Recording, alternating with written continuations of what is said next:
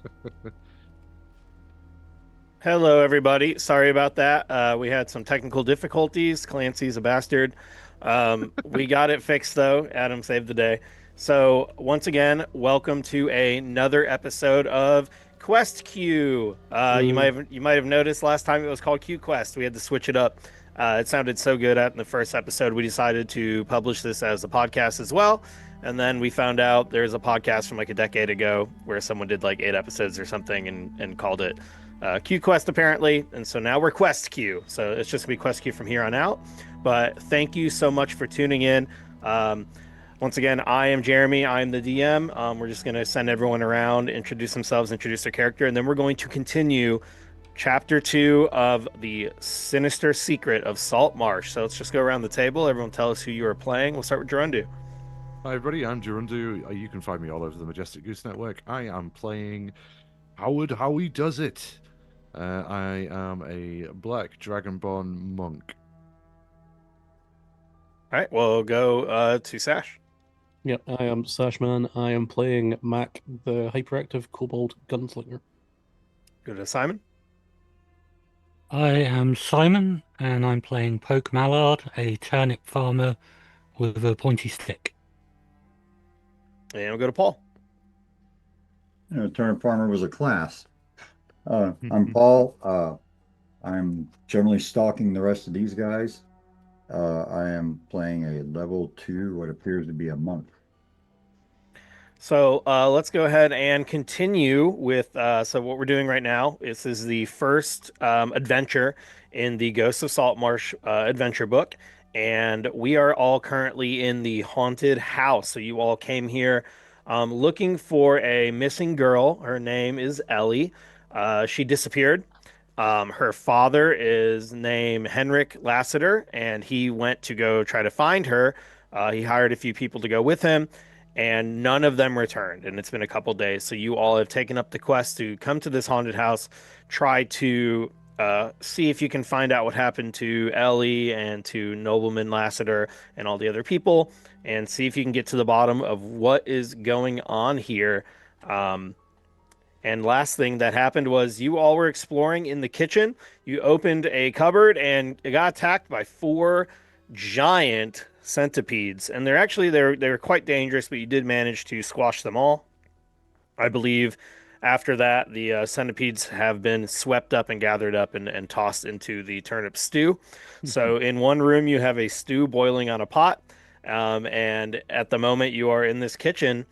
So what would you all like to do well, I suppose Poke is gathering up the centipede guts Yeah, so for the I stew. think we kind of left off with Mac opening this door here, and then feeling that those steps going down into probably the basement area. Yeah, when you open the door, what you found in here, it's kind of like a storage closet. There's different canned food, a lot of rotting food, a lot of things that are supposed to be non-perishables, but that usually doesn't mean like 300 years or whatever.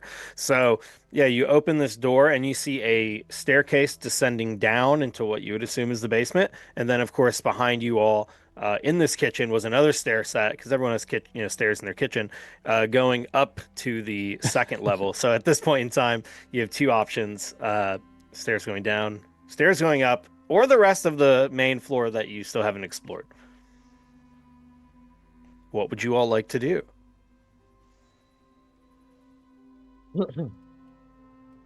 Well, Howie's standing in the kitchen just sort of dusting himself off after being bitten by a giant centipede. Ed isn't really paying attention to what's going on. He's really drinking out of his gourd for moral support, and quite content to let Mac continue to lead the way. Yeah, so Mac's kind of like looking towards his semi-father figure as he's kind of adopted you now as, and he's like, Big there's scaly. there's the stairs up or the stairs down. Which one? Where are we going? Let's have a think about it, right? So, well, there's a whole. I reckon if we ever look downstairs, there's only likely to be one basement, right? There's a whole lot of stuff upstairs. Checking out Well, the basement first. What do you think, lads? Well, Might be, Oh, I'm sorry. Go ahead, please. there might be more food downstairs. That's Well, true. that may be true, but there may also be a whole lot more stuff and food and stuff upstairs too. I mean, I'm not sure how many Mm. people keep food in the basement. I mean, I'm not much one for making plans, but I think if we're going to be systematic about it, we might as well just check out the way down from this room, and then come back up and finish off the rest of this floor, and then go upstairs after that. Well, that's true, but you think would the little girl have gone down here? I don't know. Dark, Maybe. scary place. Maybe not off Haunted her own place? volition, but then doesn't mean she wasn't dragged down there. Yeah. Well, what you might be sensing is that the Callum is starting to, after the centipede attack, he's like going, okay, maybe there are ghosts, and maybe ghosts want to hang out in the basement with other things that we hear about. So he's a little uh, trepidatious about it, I guess. All I know is when you go into houses, if you're looking for bad stuff, it tends to be either in the basement or in the attic. Well, that sure is true. I'll tell you what, I will do whatever the rest of y'all want to do. Right, fuck it. Go on then, Mac. Go have a look in the basement. Mac just takes off. Did we actually did we find out if it was just a two-story house, or did we know if it was like the stuff in an attic as well? I think the picture we saw already showed it Yeah. being 2 floors, didn't it? But Yeah, it Yeah, only okay. looked like 2 above ground floors Okay. as far as you can Yeah. tell. It Yeah. might have a small attic, like a crawl space Yeah. type deal. So Mac's gonna Um, just book it down the stairs. Yeah, Mac, I was gonna say when you open this door, even for you, the food in here smells a little too rancid. It is like I said, the quote unquote non-perishables are quite perished. They are rotting. The cans are rusted. There's parts that have been like bags of flour that have long been completely just engulfed in mold, and then this tiny bit of moisture is sprouted into some sort of living organism. It is pretty gross. But yeah, I will say, Mac, why don't you make a perception check for me? Ooh, this is one of his favorite things to do. 14, that's not bad actually. 14 isn't bad. You smell a particular smell coming from downstairs. It's reminiscent of food, but it doesn't smell like good food. It smells like what humans would certainly think is extremely spoiled. For a kobold like Mac, maybe on the precipice of still edible. You smell meat, though. You smell some sort of meat coming down from there. Seems a little Smells- old. It doesn't seem like it's well kept meat, but there's meat. Smells semi-tasty downstairs. We should go down. Mac, you're running down the stairs. Is anyone else staying in this kitchen area? Or that's a good thing to do in a haunted house, is split up, probably. Well, does he have light? Or well, kobolds can see in the dark, right? Yeah, that's another thing. Everything is quite dark. I know we have just to kind of if anyone forgot, I know it's been a long week. We have 2 light sources going on right now. We have a handheld torch that I believe someone was holding on to. Was it Poke? You're currently holding on to the. What was going on? Someone was holding a regular torch, and someone had a turnip that had been turned to a jack-o'-lantern. I've got the jack-o'-lantern to scare away the ghosts. I think Yeah, there was a I mage got a- hand involved. Yeah, Yeah, I and then got a mage Howie, hand for it. did you have the standard torch? Or I thought. Didn't Callum pick it? I think it was up? Callum. All right, Yeah. so Callum has the standard torch, and then Callum, you were also using Mage Hand to help hold the lantern torch. Is that what was going on? The jack-o'-lantern? Oh no. All I know is I had 1 torch, and it was Mage Hand was holding it up. Yeah.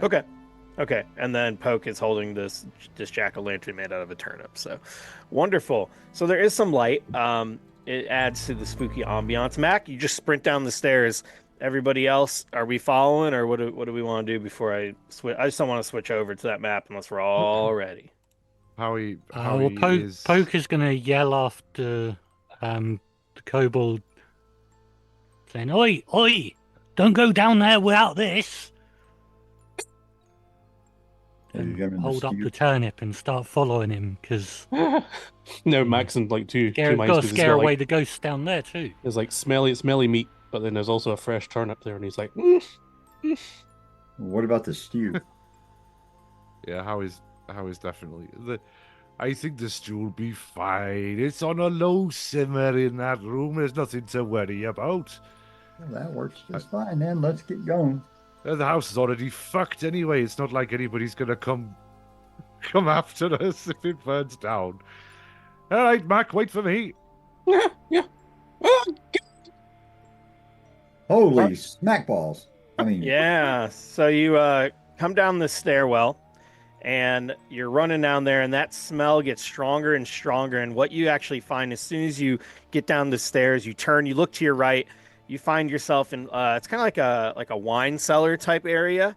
But I mean, you're absolutely greeted by a scene of gruesome proportions. There are bodies piled up in the center of the room, hacked to pieces. The blood all over the place. Even from where you're standing, you can see at least 3 or 4 faces, you know, unless you dig through it and try to really tell how many bodies are here. It's like they're mangled. They're not all in one piece.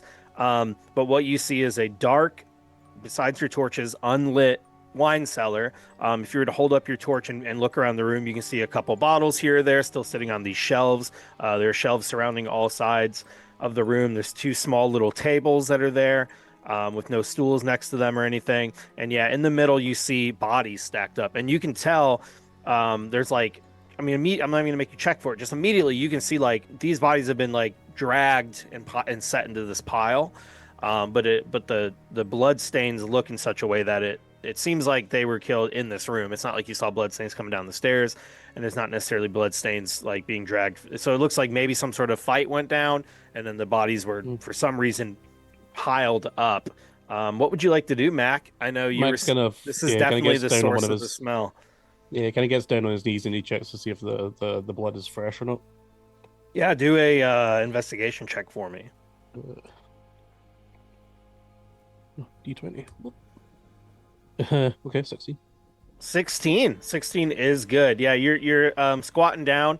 It's fresh enough that there are parts of the puddles that are still like wet. Like it's not fresh like today, but like if you like reach down where to touch it, it's enough to where it can stain your fingers a little bit. You would think a couple days, somewhat recently in the last week, and it smells really bad. I mean, the bodies have just slightly started to be kind of eaten away. If you really look, you can just see the little squirming bugs in it, like starting to eat these things away, fleas and maggots and things like that. But they are in the process of starting to decompose. It's very gross, but they have certainly not been here for like months or years or anything. So Mac's gonna just kind of go back to the bottom of the stairs and goes, "No many tasties here. No tasties." No bugger me, it's like a butcher's dustbin in here. Do No we think tasties. these are the like the guard that were sent to investigate? Yeah, I reckon we found the platoon of guards, eh? do we have a description of any of them? Yeah, Poke, why don't you make you can choose either an investigation or a history check with advantage because you live in this town, or at least close enough that you go there frequently, to see if you can recognize these as some of those guards' uniforms. Remind me how advantage works. You just roll twice and take the better result. Okay.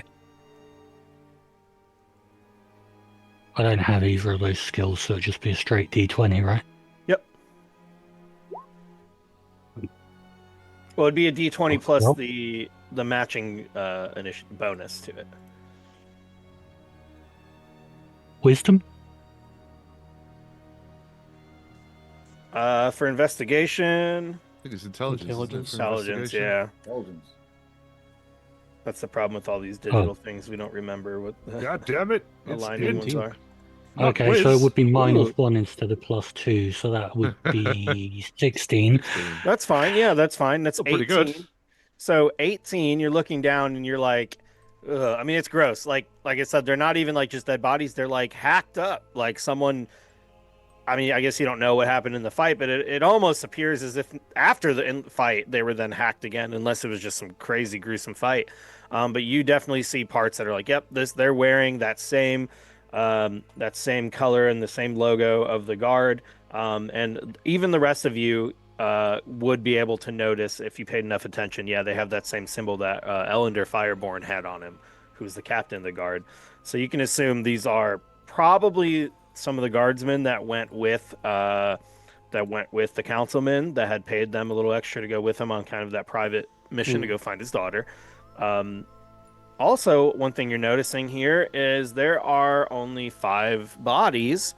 And you can remember from literally just earlier this morning, you were told it was that the daughter was missing, and then when the councilman went, he hired 6 guards, so 7 people plus the daughter, so 7 adult men plus the daughter is what you're looking for, and this looks like only 5 adult men who are very, very dead. Who's over there? Lads, How close are we examining? Gizan putting this in the wheelbarrow. What, all 5 of these? Oh, I suppose that is why we brought the bloody thing, isn't it? Oh, you, All right. I'll use my pitchfork to help. So, Poke, we're gonna poke this thing with a pitchfork, and I mean, I'm you going to don't have scoop it up and like take bits and put them in the wheelbarrow for We did say we were later going to. resurrection. We did say we were going to try and bring the bits back. Jeremy, Yes. real quick, table talk here. This is traumatic enough, isn't it? It's definitely pretty gross. To make it more gross, the moment he starts to disturb the bodies with his pitchfork, they're going to start. You see some movement, and then they start to shake and shake and shake, and then you see swarms of grubs start to erupt from each body. And we're actually going to roll initiative already. Nice. Immediately, you are assaulted by 2 swarms of rot grubs that launch out of here. So as you're poking at it, yeah, these rock grubs swarm. Did those appear on the map for everybody? Yeah. Yes. Oh, okay. The delay between this and Twitch was confusing me. So yeah, suddenly 2 whole swarms of rock grubs have come through. So we're gonna go through and try to add initiative here. Mac, was that your initiative of 12? 12, yeah. All right. Poke, what did you get? 12. 12 for Poke as well. Who has the higher dexterity? Almost certainly, Me. Mac.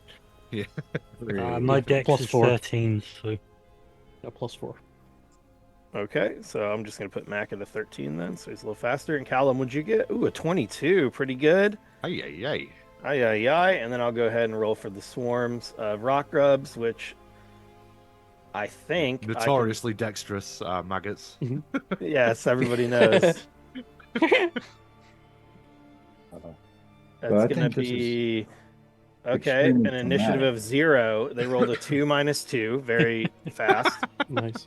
and a 1. Oh my gosh! So between the 2 of them, you have a 1 and a 2. It's hilarious. I'm just gonna have them both One go of on the us moving same. backwards through time. I noticed Yeah. we're not appearing in initiative turn order. The other 3 characters. Huh. Okay. Let me see. Mac got we're gonna say Mac's at 13, Poke's at 12, Callum's at 22, and then I will sort by order. So descending. All right. So that should work. All right. We're gonna start with Callum. Callum, you're at a 22. I know I asked you this last time. Is it Callum or Calum? Sorry. Depends on how traumatic this is. Okay. Oh. Okay. It's pretty I'm- traumatic. I mean, I don't know. A pile of bodies, and they are, this guy is coming from a monastery, right? So this is like horrific, terrifying. Yeah, they're like eviscerated. Like they're like gross. It's not finding a pile of dead bodies that are 3 days old is already really bad, probably, but they're literally hacked up. I mean, it's so gory and gruesome. All right. Well, if that's the case, Mage Hand drops, Torch drops. Oh, did we just get raided or something? We just went up by like 10 people. Ah, oh, my goodness. Hello. Hello, welcome. All right, so you said you're gonna drop the torch. So the mage hand that's holding the torch suddenly Just goes vanished. out and the torch just falls to the ground. There's definitely a shift in the shadows in the room. It's still kind of burning. It's not just going to go out immediately, but it's laying on the ground, burning and not providing nearly as much light, making these giant maggots seem all the more deadly. Okay, and I'm going to cast a spell called Eldritch Blast at one of these guys here. Which is give me a second here. That's the wrong. Yeah. Where's my. Sorry, I had this all organized just a minute ago. There it is. 5. 1d12 plus 5. So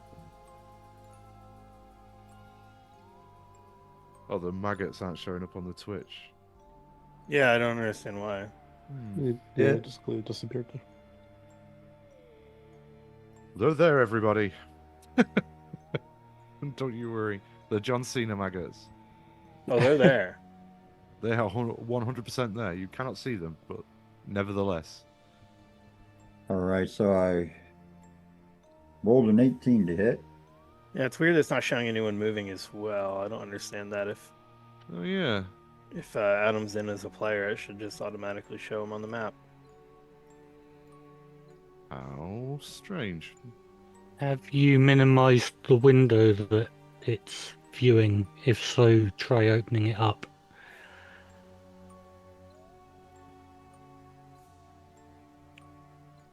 Oh, and it's not showing the rolls either. Yeah, Adam must have it minimized.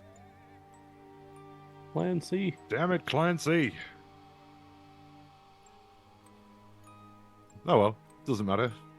This Yeah, is there we go. this is why I attempted to run it today so that we could. There we go. Now it's updated, so it can be more smooth. But obviously, you saw what a disaster that was. So don't be too harsh on Adam. He's trying his best. Best is just terrible. All right, Cal. I'm sorry about that. You said you're going in. You rolled an 18, so yeah, you have these swarming rot grubs. Delicious. Don't let Matt. Well, Mac's already seen them, but Mac's gonna eat them all up if you're not quick. Oh, I lost them. And yeah, something visibly came out. I just freaked out because of whatever. And yeah, so I rolled an 18 to hit with an Eldritch Blast. Okay, so our monk casts Eldritch Blast. Interesting development. Hey, which bloody monastery taught you that? Oh, you started in the middle of combat? Just interjecting. It's just a joke. You don't actually need to Oh respond. no, I'm just like going, Howard.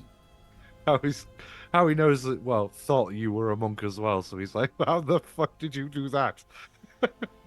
All kinds of great fun things we can do. All right, so But yeah, to did I get to the hit? point, 18 absolutely hits. All right, and there is 8 damage. 8 Nice. damage. Okay. What kind of damage is that? That's Eldritch Blast, so that's Force. Force, isn't it? Yeah. Yeah, it's force damage. All right, yeah, you cast It's Eldritch holy Blast. crap, this is freaking me out damage. You cast your Eldritch Blast, it powers up and shoots out, and I mean, it just evaporates like up. I mean, you probably killed 100 maggots in this one shot, and then they just seem to fill the space, and they just swarm back in and fill up the area. But yeah, I mean, it was very effective. But these swarms are still swarming. All right, I think that's let's see. How close are they? Oh, They're feet away. yeah, they're just a few feet away from you. They're right there around the bodies, so they're probably like 6 or 7 feet away. If you're Probably just standing moving beside the stairwell. further down that way. Yeah, and there's 2 whole swarms going on here. Okay. I think I only get 1 attack, right? Yeah, level 2. Yep, so I guess it's next person. All right, so we move on down the initiative, and it is Howie. Let's see how he does it. How he does it like this. He goes, "Ah!" And just reflexively sprays his acid breath weapon. Dang, acid breath already against some maggots. You guys aren't playing Yeah, around he with was these panicked. bugs. He was surprised by these bugs. So it's a... Can the maggots pass a DC 11 dex saving throw for... Now, with your Spew acid acid. spray, is that like a cone? Like, do I need to roll for both swarms, or are you just Yeah, it's a targeting one cone. unit? No, Okay. no, it's a cone. So yeah, you're very easily able to position yourself to where you can get both swarms in your cone. So I'll go ahead and roll twice for them. DC 11 dexterity. We already saw that they are not very dexterous. Oh, I guess I can just click on them because we're in the future. All right, a 10 and a 16. 10 and a 16, so one of them fail. It rolled it twice for damage for some reason, so just take the first one, which is So it's just two two. damage, and then what if you succeed? You take half? let me check. Yes, correct. All right, so these maggots are hit for 2 damage. One of them only takes 1 damage. Is there any other effects? I'm assuming they're poisoned, or they would be No, poisoned. it's just acid. Oh, it's just they acid. Okay. Yeah, they sizzle a bit. All right, so yeah, you hit them with that, and once I mean, the ones that you manage to hit just get melted away. These big, fat little rock grubs are not quite as big and horrifying as the gigantic centipedes you all just fought seconds ago, but they are some fat little grubs. I mean, they're bigger than city rats. These are still pretty big. Like, you don't want to fall and have the swarm consume you for sure. Anything else, Howie? Harry, just having been caught completely off guard and basically it jump scared by some maggots, is also now just it's rolling everything twice. Sorry. It's stomping on the ground trying to get the you little bastards, you nearly made me drop my drink. It's just stomping, trying to stomp on the swarm of maggots that failed the save. And now Howie is a professional, right? So Howie's not so drunk that I need to impose disadvantage, right? No. He's a professional monk drunk. and a professional drunk. So he might be more at a disadvantage if he was fully sober, is what you're saying. Exactly. He's in the 2 beer zone where things are Yeah. better, and then beyond that it starts to go He's downhill. keeping an even keel. Okay. All right, then if Howie is done, we'll move on right into Mac. All right, Mac, our kobold gunslinger. Yeah. You got a Did swarm of Harry maggots move here. forward to... which one did you attack, Harry? The one directly opposite. Yeah, so Howie acid breath both of them, but yeah, the one Okay. one on the top of the map, closer to the back wall, has been damaged the most out of all of them. Yeah, then it did an unarmed attack on that one as well. Yeah, so Yeah, that that one, moved yeah. up. All right. Well, so in that case, I'll get sneak attack if I hit it. So yeah, I'm just gonna go for the one that Harry attacked. Okay. So I'll just pull out. I'm still using my crossbow. I've not decided to use my pistol yet. Okay, so you're gonna just stay using my hand range. crossbow. Yeah. Yep. So he's like fires. That's a 10 to hit. Ooh, a 10. A 10 does hit. Some of them. Alright. Some of them. Yep. Okay. So that'll be 1d6 plus 4. Right. Boomerang this. The boomerang comes back at you. Right. 7 plus sneak attack. 1d6. Ooh, 7+ sneak attack. So that's 9 points of damage. 9 points of damage. All right. Yeah, you shoot this. I don't know how you do it. You manage to skewer a large portion of this swarm of grubs with your one crossbow bolt. I think it's just so big, it just like pierces through like a large portion of them. That swarm is still alive, but you can see that the majority of that swarm has been destroyed. Yeah, so Matt kind of like stands at the stairs and goes, and then just fires because he sees Harry stomping on them, and then he's gonna like move up slightly and just trying to hide on the stairs. Okay, so yeah, the way the stairs are shaped, there is a part where you could hide behind and kind of get cover, and then like peek around and get partial cover and all that if it came down to it. These would be some pretty crafty grubs if you need some partial cover, though. We'll see. So 20 to hide. All right, 20 to hide is pretty good. Yeah, even if we were to use the new rules, I think you need a base 15 or something. You're hidden. You're good. Just for the viewers out there, we're playing like a mix, kind of regular 5e, kind of 5.5, anything goes. It's fine. It's role playing. We're make believing in our 30s, 40s, 50s, and whatever. We're good. So we're gonna move on next in the list. So it is Poke's turn. Poke, what are you gonna do? You were the one that first witnessed these grubs erupt from these corpses. So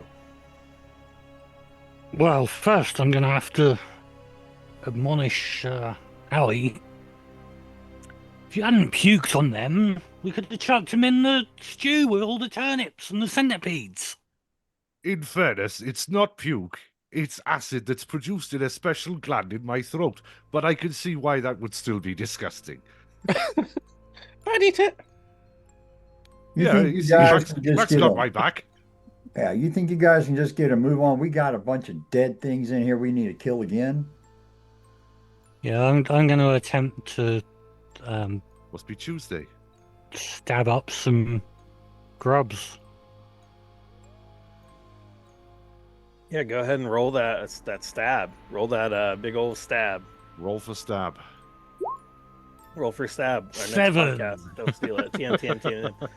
That ain't going to 7 hit, but I'm going to use my misses. action surge and do it again. Stabby, stabby. Go on, poke. 16. That'll hit. So yeah, the first stab down, it all the grubs managed to dodge the different spokes of the I don't know, I forgot the word here, of your little poking stick. And Okay. Oh, that's good. and Your little poking your stick. little poking stick. But how much damage do you roll for this one? Let's see it. Ooh, 10. I got 10 damage. And are you stabbing the one that's lower or the one that's been injured the most? Or are you just going for this closest one here at the bottom? I'll go for whichever is nearest me. Okay. Yeah, so you go to the one that has been hurt the least, but yeah, you missed the first time, but then you just start stabbing rapidly and you manage to just mulch up some of these grubs. It's like a smoothie, but only for Mac probably. Is there anything else you'd like to do, Poke? No, I don't think so. All right, so then we can move right along, and that brings it to the rock grubs' turn. So the rock grubs are going to swarm in together. The ones that are that were just getting stabbed by Poke, they're going to start to turn their attention. They just erupt towards you, Poke, and they start attempting to bite at your legs. So they're going to make some bite attacks against you, and let's see how that turns out. Natural 20. Oh no. Natural 20 here. Notice indeed. it says it deals 0 damage, 1d0 damage, which is crazy to me. But you are infested now. So you Yeah. are currently infested by some grubs. They start to crawl into your boots, crawl up your leg, try to get into your pants, all that kind of stuff. And we're going to see how many grubs are now. Whoop, I just rolled that wrong.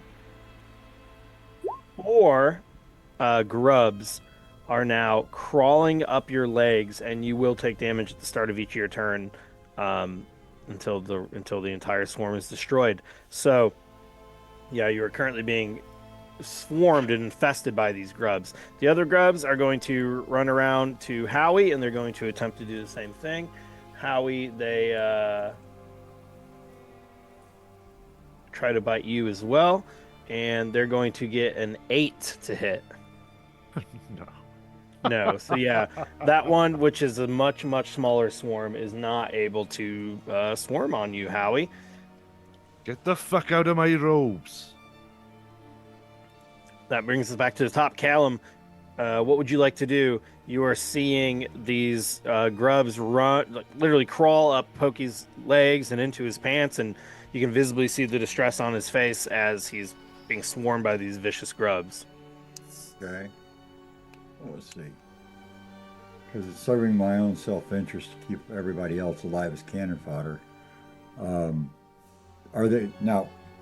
I don't think I can cast Eldritch Blast on just the grubs without like nuking my friend over here. So, think. Yeah, there's 2 swarms, so you can attack the ones. You can Eldritch Blast the ones that are north in the north part of the room by Howie, but yeah, the ones that are going up Poke's pants, probably not a great idea to burn him with force magic.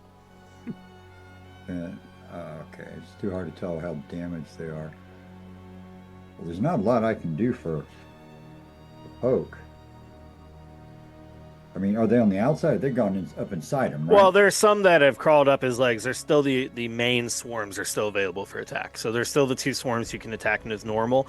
They're just additional ones that are crawling up Poke's leg, and until the swarm is destroyed, they will continue to bother him. Okay, well then I'll just Eldritch Blast this little spot right there. Move up to where I can. Oh wait, I wouldn't jump right in the middle of all the guts. Is that good? Or am I moving too much? No, that's fine. Yep, every little square is only 5 feet. You got plenty of room. Let's see, Now the problem is every turn though that the ones infesting Poke are not handled, they're going to eventually start to burrow into his skin, and that's where it becomes a disease. So that could be a problem then. There's not a ton I can do about it. Slide. Oops. Actually, I take type and roll. Alright, that's 10 to hit. 10 to hit. 10 does hit. Yeah, these are just some little.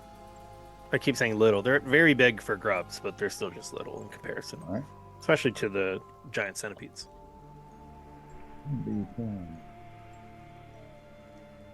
I'll get my character uploaded this next week. Hit him for 6 damage.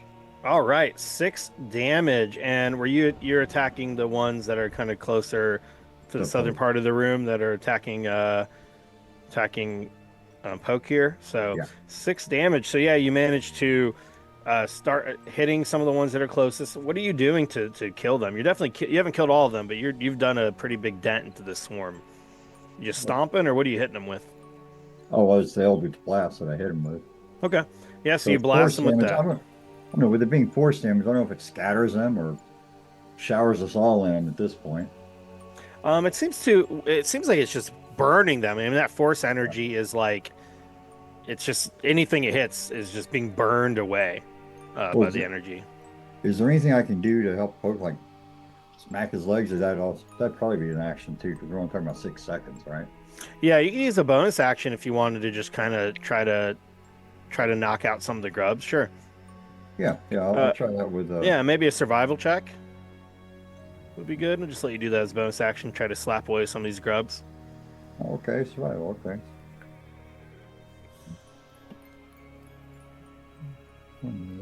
3.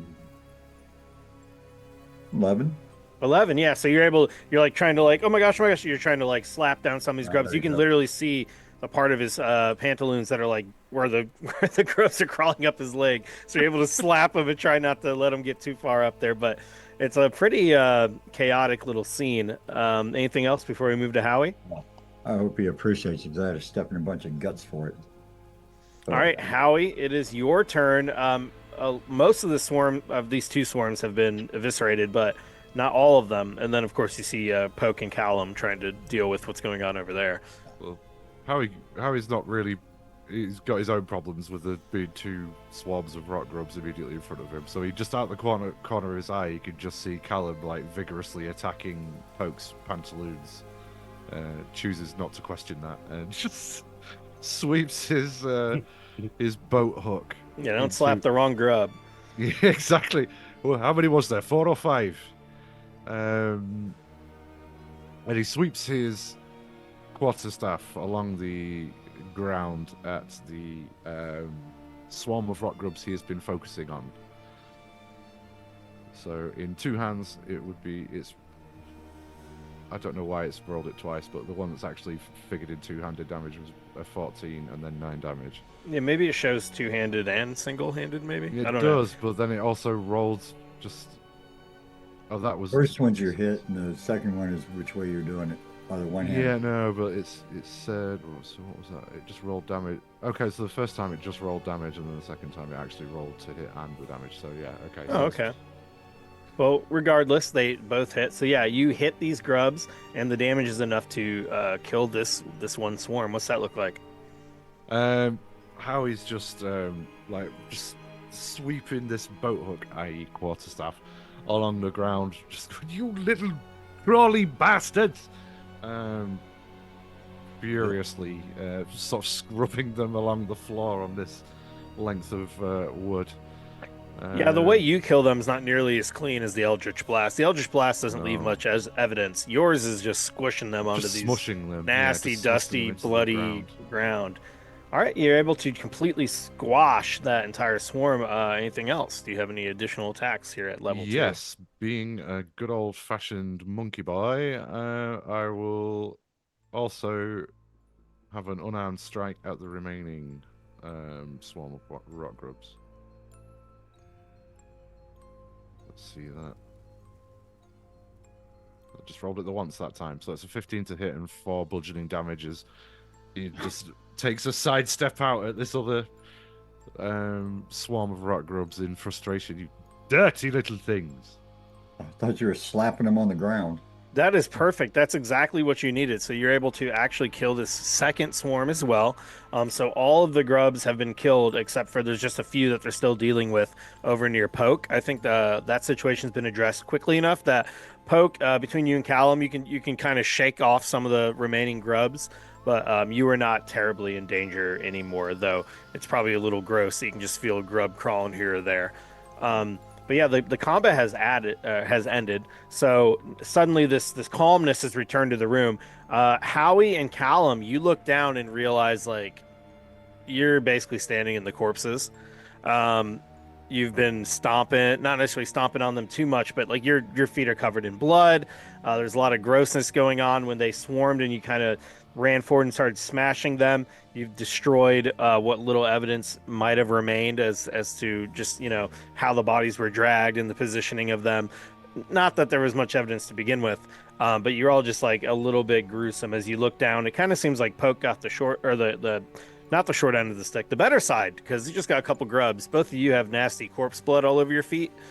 There's a gently sizzling pool of acid against the wall as well. Yeah, but this calmness returns to the room, and you're finally able to like, okay, the grubs are taken care of, and there's just this silence, and you can finally kind of take a look around. Is there anything you want to do in this room now that the silence has returned? I know you were all originally trying to start turning the bodies, see if you can load them up and bring them upstairs. Oh no, I'm standing on Terry's face. Oh, That's a tragedy, that. I know him from the pub.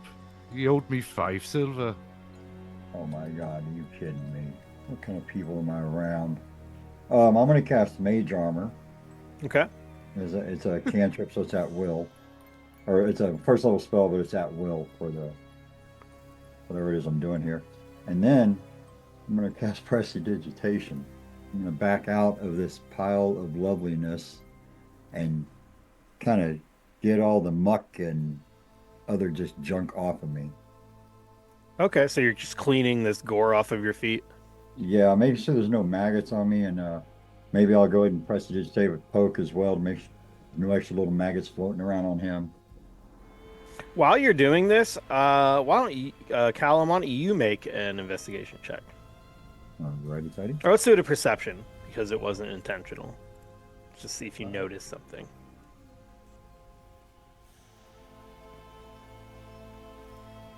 I actually have to type in the right window here.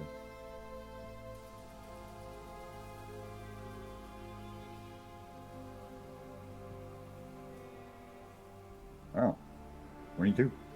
22, yeah. As you're cleaning your own feet, just looking at the floor and using the torchlight that you had that's kind of laying on the ground now, burning there on the side, you're looking down and you notice, like, okay, your feet are clean. You got that under control. Poke seems to be under control with the maggots. But that brings to attention some markings on the ground as you're looking down. And you notice there are... you can see the way that these bodies were dragged. It seems like some sort of battle happened down here. It didn't seem like it must have been something much larger than a maggot, based on what you just saw, and certainly much even larger than the centipedes were. And then you notice not only were these bodies dragged to this central point in the room, but there seems to be some footprints in this blood. And these footprints go south in the room right up to this fireplace hearth. There's this fireplace hearth right up against the wall, and it seems as if the footprints lead directly to it. Okay, I'm going to not tell anybody, cast Prestidigitation, tell everybody we're done here, let's leave. No. I'm telling you, use Mage Hand to go and pick up the torch. And kind of bring it over, and I'll call everybody else over and I'll say, y'all might want to come take a look at all this down here. Yeah, and sure enough, there are bloody, like as if someone dragged the bodies and didn't check their feet all the way, and you can see there are boot prints leading right to that fireplace. And maybe dropping your torch helped because the light source is closer to the ground, and that you were able to see these that you didn't all notice initially. But now that Callum is bringing special attention to it, you can all see this pretty clearly. There's definitely a direct trail leading to this fireplace. They must have burned themselves. They just willingly walked straight into the fireplace.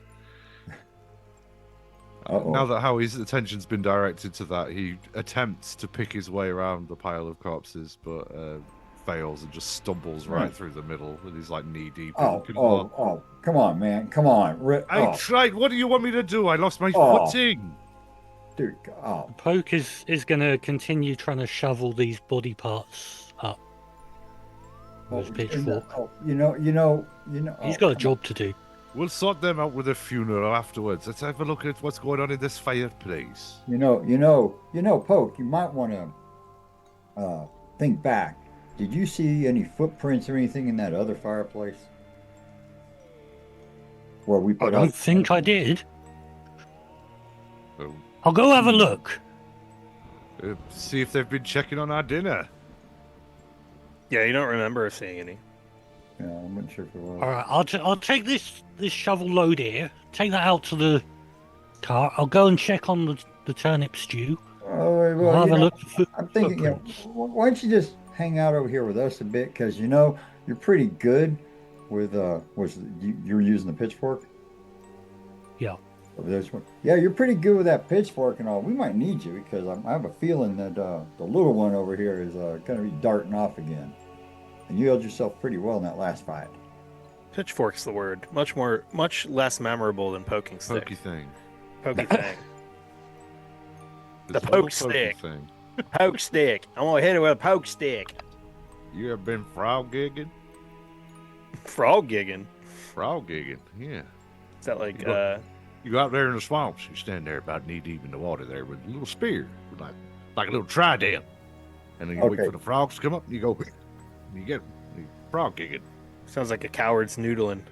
All right, so for the podcast, can you put his better Southern accent than mine in there? We've got a whole one dedicated to it. And I live over Shitty here. Cowboys, available on all your pod feeds. Oh, that's right.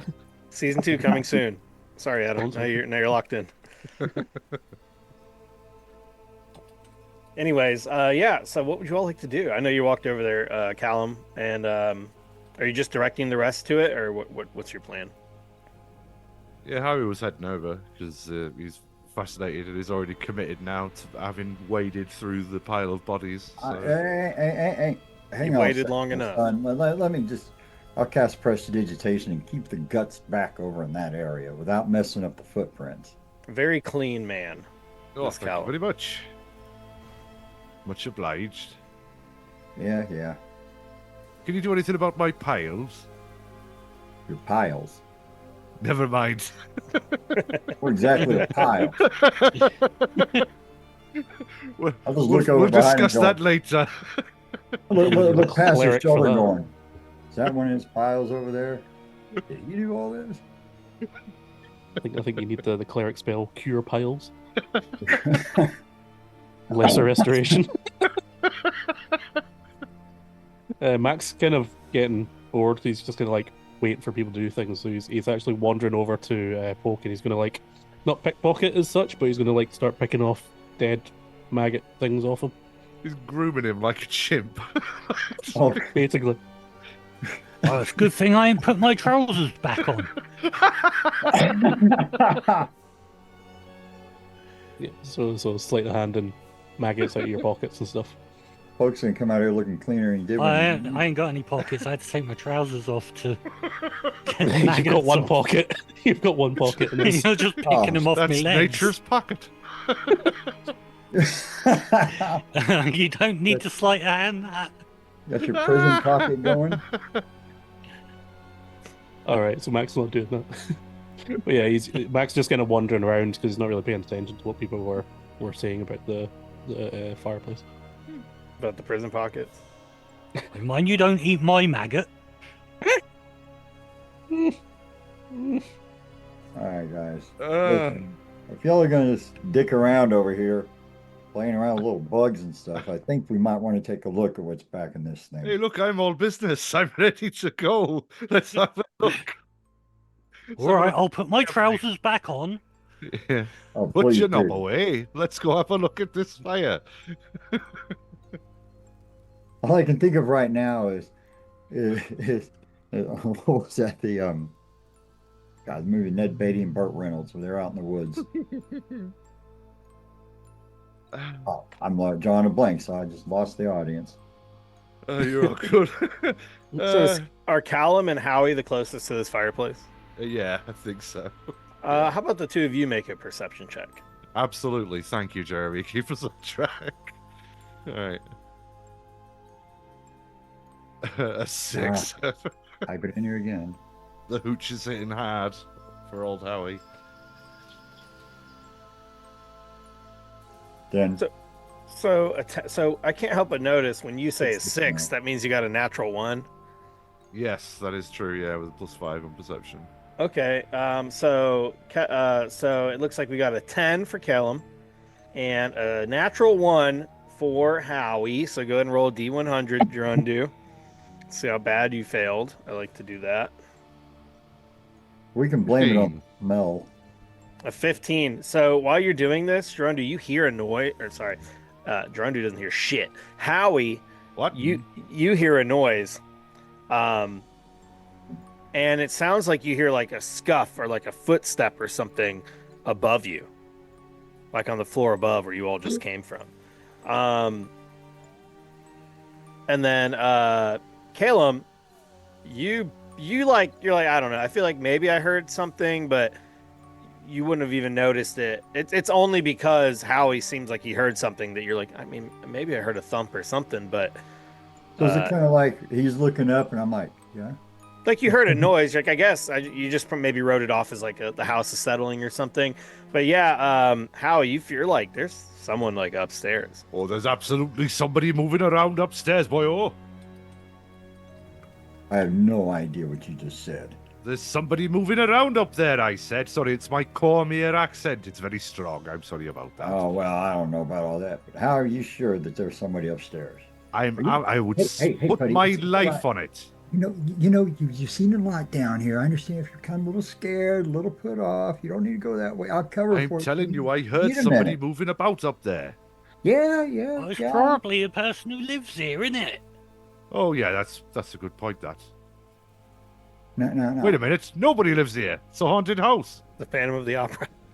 Oh, there ain't no such It could be that little girl. Right, I'm gonna go check it out. And Howie's heading towards the stairs, going, "Hello."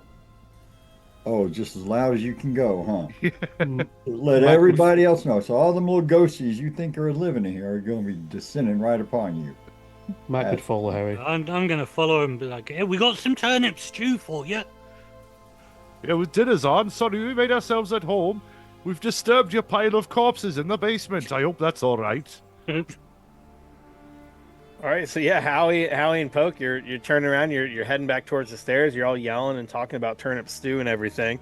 What are the rest of you doing, Mac and Callum? Matt goes following Harry. Well, I can't let all the rest of the victims, party members, go without me. Okay, so you follow. You start to turn around and head back up the stairs.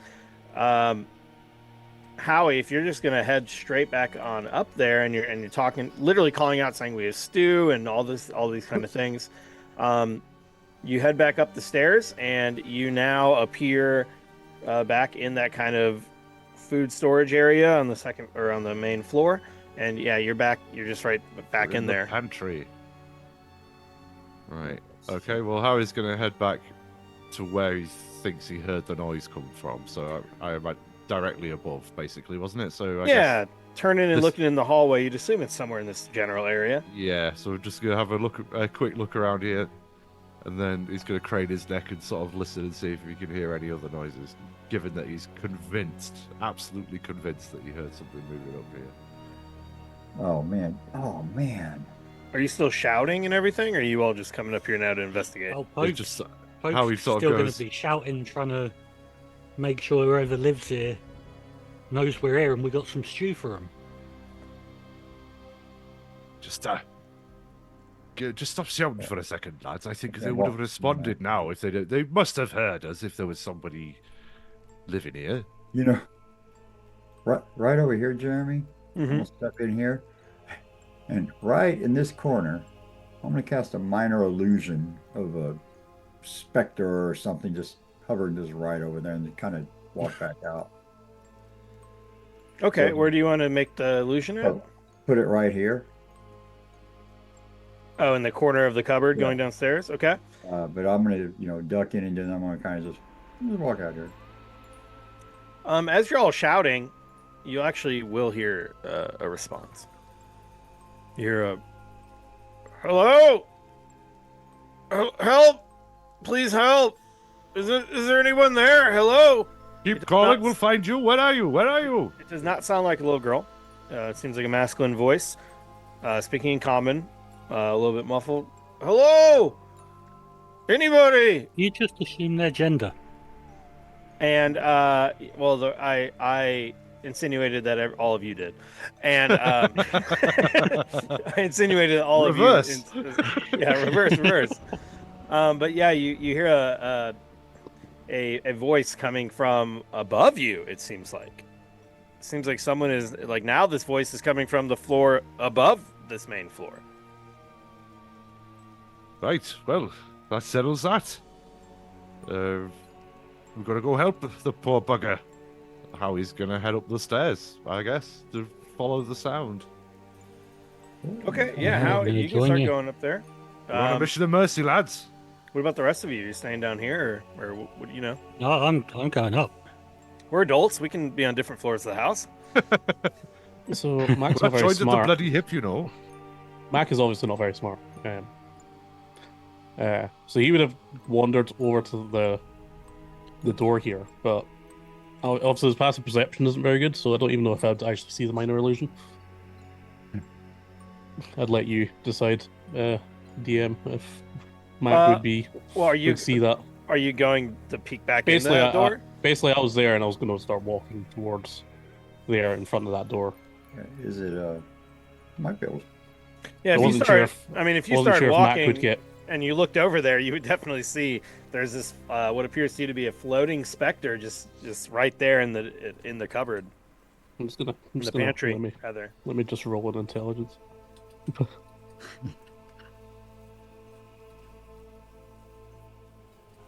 Didn't actually roll there. Roll for cognition. Yeah. 7. Mac's Nope, just not gonna to be book found. it. Mac's gonna book it towards the that corner there and just gonna like do a flying jump and try and bite the ghost thing. The newest That's podcast roll for cognition. So he's gonna be like, and then just like just book it through the doors as everyone's like walking upstairs, and he's like basically just flies straight through the illusion, probably hits the wall or something. Yeah, you run up and you see this flying specter. It has these wispy, like this wispy smoke-like body. It almost looks like a floating skull with skeletal hands that's just surrounded by this blue gaseous mist. And you rush towards it, like snapping at it like an alligator, and you just pass right through it and you just hit the wall. Does a minor illusion disappear when someone interacts with it, or do they just know It it's? says here that it becomes faint to them. Yeah, but it so don't you last run 1 minute. straight through it, and you're like pretty Oh, and certain. it doesn't move. I don't think. I think it's just static, right? Just like a cardboard cutout in the corner. Basically, the way I understand it. It's like a cat seeing like a ray of sunshine just kind of coming in. He's just like, and all you hear is a single gunshot, just echoing through the house. This is like the worst episode of Scooby-Doo ever. Yeah, the rest of you start to go up this stairwell to the next floor. You get about halfway up, you hear a shriek from Mac, and then a gunshot. Oh, What the crap. fuck was that? I like 'em. Are you all gonna run My back down God, the what's stairs? he doing now? Before I reveal anything, or you just run back down? Yeah, before we get upstairs, Howie What? could not hear a gunshot and not go to find out what the hell Mac's doing. Right as I come in here, I'm gonna drop the illusion.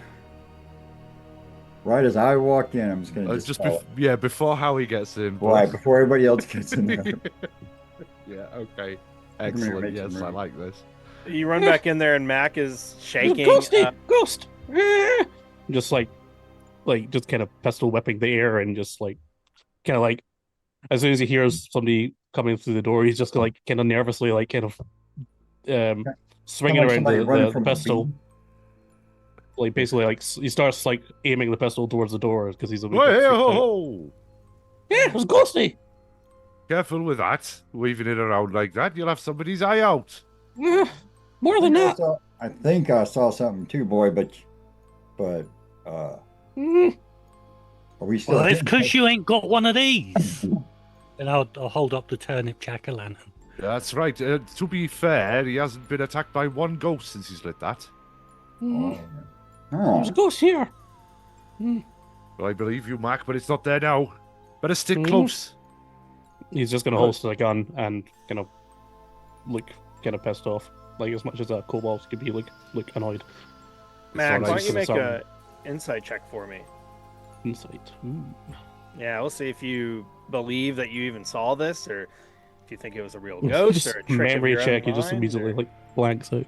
Insight is Warlock. -1. I wonder, 3. No, a he 3. I definitely- wonder if you would. Def- Does definitely Mac saw have a any- ghost. is- I mean, you saw a ghost. Mac, you saw a ghost. You shot it, and to confirm, it disappeared as soon as you shot it. Yep. Running It's through just- it, you're like you felt nothing. It was completely incorporeal. But that bullet, your bullets kill ghosts.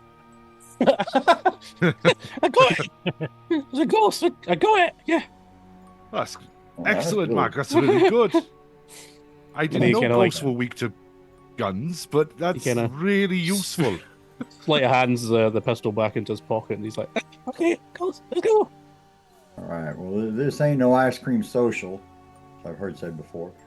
So we're gonna get moving on. Something they must have in Waterdeep or something. Ice cream. Didn't get out to the swamps. Anyway, yes, back upstairs. We've got a person to rescue. All right, so yeah, you start heading back upstairs. I will say, when that gunshot went off, all calls for help stopped. You no longer hear any sort of voice calling to you all. However, How loud was that? I mean, it'd be Pretty- like a regular pretty gunshot, loud. right? It's like Pretty loud. everything in the neighborhood would have heard, right? yeah, I Yeah. mean, it was a gunshot, so everything definitely heard it. I don't know why it won't let me redirect the attention up here. It's really strange. I'm gonna cause a party wipe. Second episode. Don't worry, we could. It's Any all right. one of us could have managed that. Little centipedes could have done it. Yeah. That's what happens when you tease the cat or you tease the kobold. Yeah. Hey, there's Well, that was nothing wrong- I actually did it so that because I felt that that Howie was just hearing things. I was trying to get right back to the other place. All right, so I should have directed the camera up Backfired. here. So you are now up on the second floor. So I've just pasted you all here. So if we need to go back down, your tokens will be down there. But you come up onto this second floor, and along the north wall of this area is a staircase. So obviously the staircase you see it descends back down where you just came from. And then in front of you is another stairwell that looks like at one time it led upward into an attic, you would assume. But the attic looks completely caved in. And looking up into that attic, you look like none of you are really. Even Mac is not small enough necessarily to get through here comfortably. You see there are openings. There's like a dark shadow, but it looks like this part of the attic is more or less caved in, and then part of the stairs have caved in from the falling rubble. And if you were to climb these stairs, it would be possible, but it'd be like you're climbing up a broken staircase. So it's not just as simple as walking. On top of that, you see that there is a hallway that kind of descends to the south as well, and seems to continue, further into this house. So, what would you all like to do when you come up here? You have another staircase going up that's broken, and then you have another hallway going down. There's a window as well that just kind of overlooks the outside yard. Howie's going to be calling out again to try and get a response from whoever it was that was shouting before. We're coming to help you, friend. Come on, keep shouting. Where are you? Help me! Yeah, you said that. Help! Where are you? Help! And yeah, it seems like this voice it's much quieter than you all yelling. But yeah, it does seem like it's somewhere on this floor. It doesn't sound like it's in this room. It seems like it might be kind of far away, maybe down the hallway. Certainly not on the floor above you. All right, Max. Since your gun kills ghosts, Yeah. You best go ahead. Seek, find him, boy. Hooks it. Max is just gonna like double speed, like doing what he's told. All right, Mac, you turn around that corner, and you see the hallway continues down. Immediately, you can see there on your right, on the right side of the hallway, is another window, and then you see two doorways on the left, and then the hallway continues as well. You can see all the way down. It seems to continue straight forward until you see another window at the very end of this very long hallway. All right, so he's just gonna keep kind of like going towards the doors, just what he was doing previously last week. into those same doorway, the first Yeah, door he's you just come gonna like across? start throwing doors open as he's going. Yeah.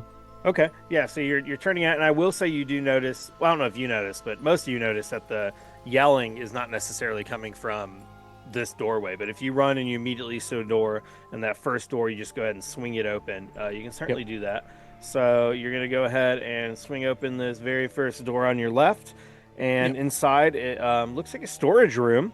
There's a large oak chest that's standing on the far side of the room underneath a window that overlooks the outside. You also see that there are buckets to the side of it. They look very old, mildew covered, splintered even. And there are actually a pile of clothing in the corner that are kind of covered in dust. It looks like, I would say, the clothing in this room, which are in this kind of top right corner, look more new than the rest of the things in this room. They still look kind of dusty, but they don't look like they've been laying here for like 100 years old, mainly by the fact that they're not just mold.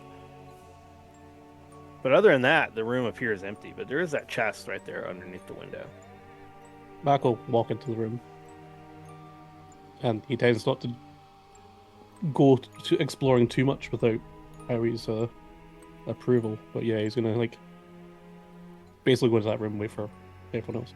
Yeah, when you walk in, what are the rest of you doing? So you see Mac sprint down this hallway and then immediately grab the first door and open it and walk inside. Howie's following the same procedure that they did on the ground floor. And you just- still hear yelling like, "Hello, anybody?" And it's not. It seems to be coming from down this hallway. Certainly not in this room where Mac No. is. Well, we're going. I tell you what, Mac, we'll come and clear out the rooms later. We're going to try and find where this voice is coming from first. Okay, yeah. Nice one. Good lad.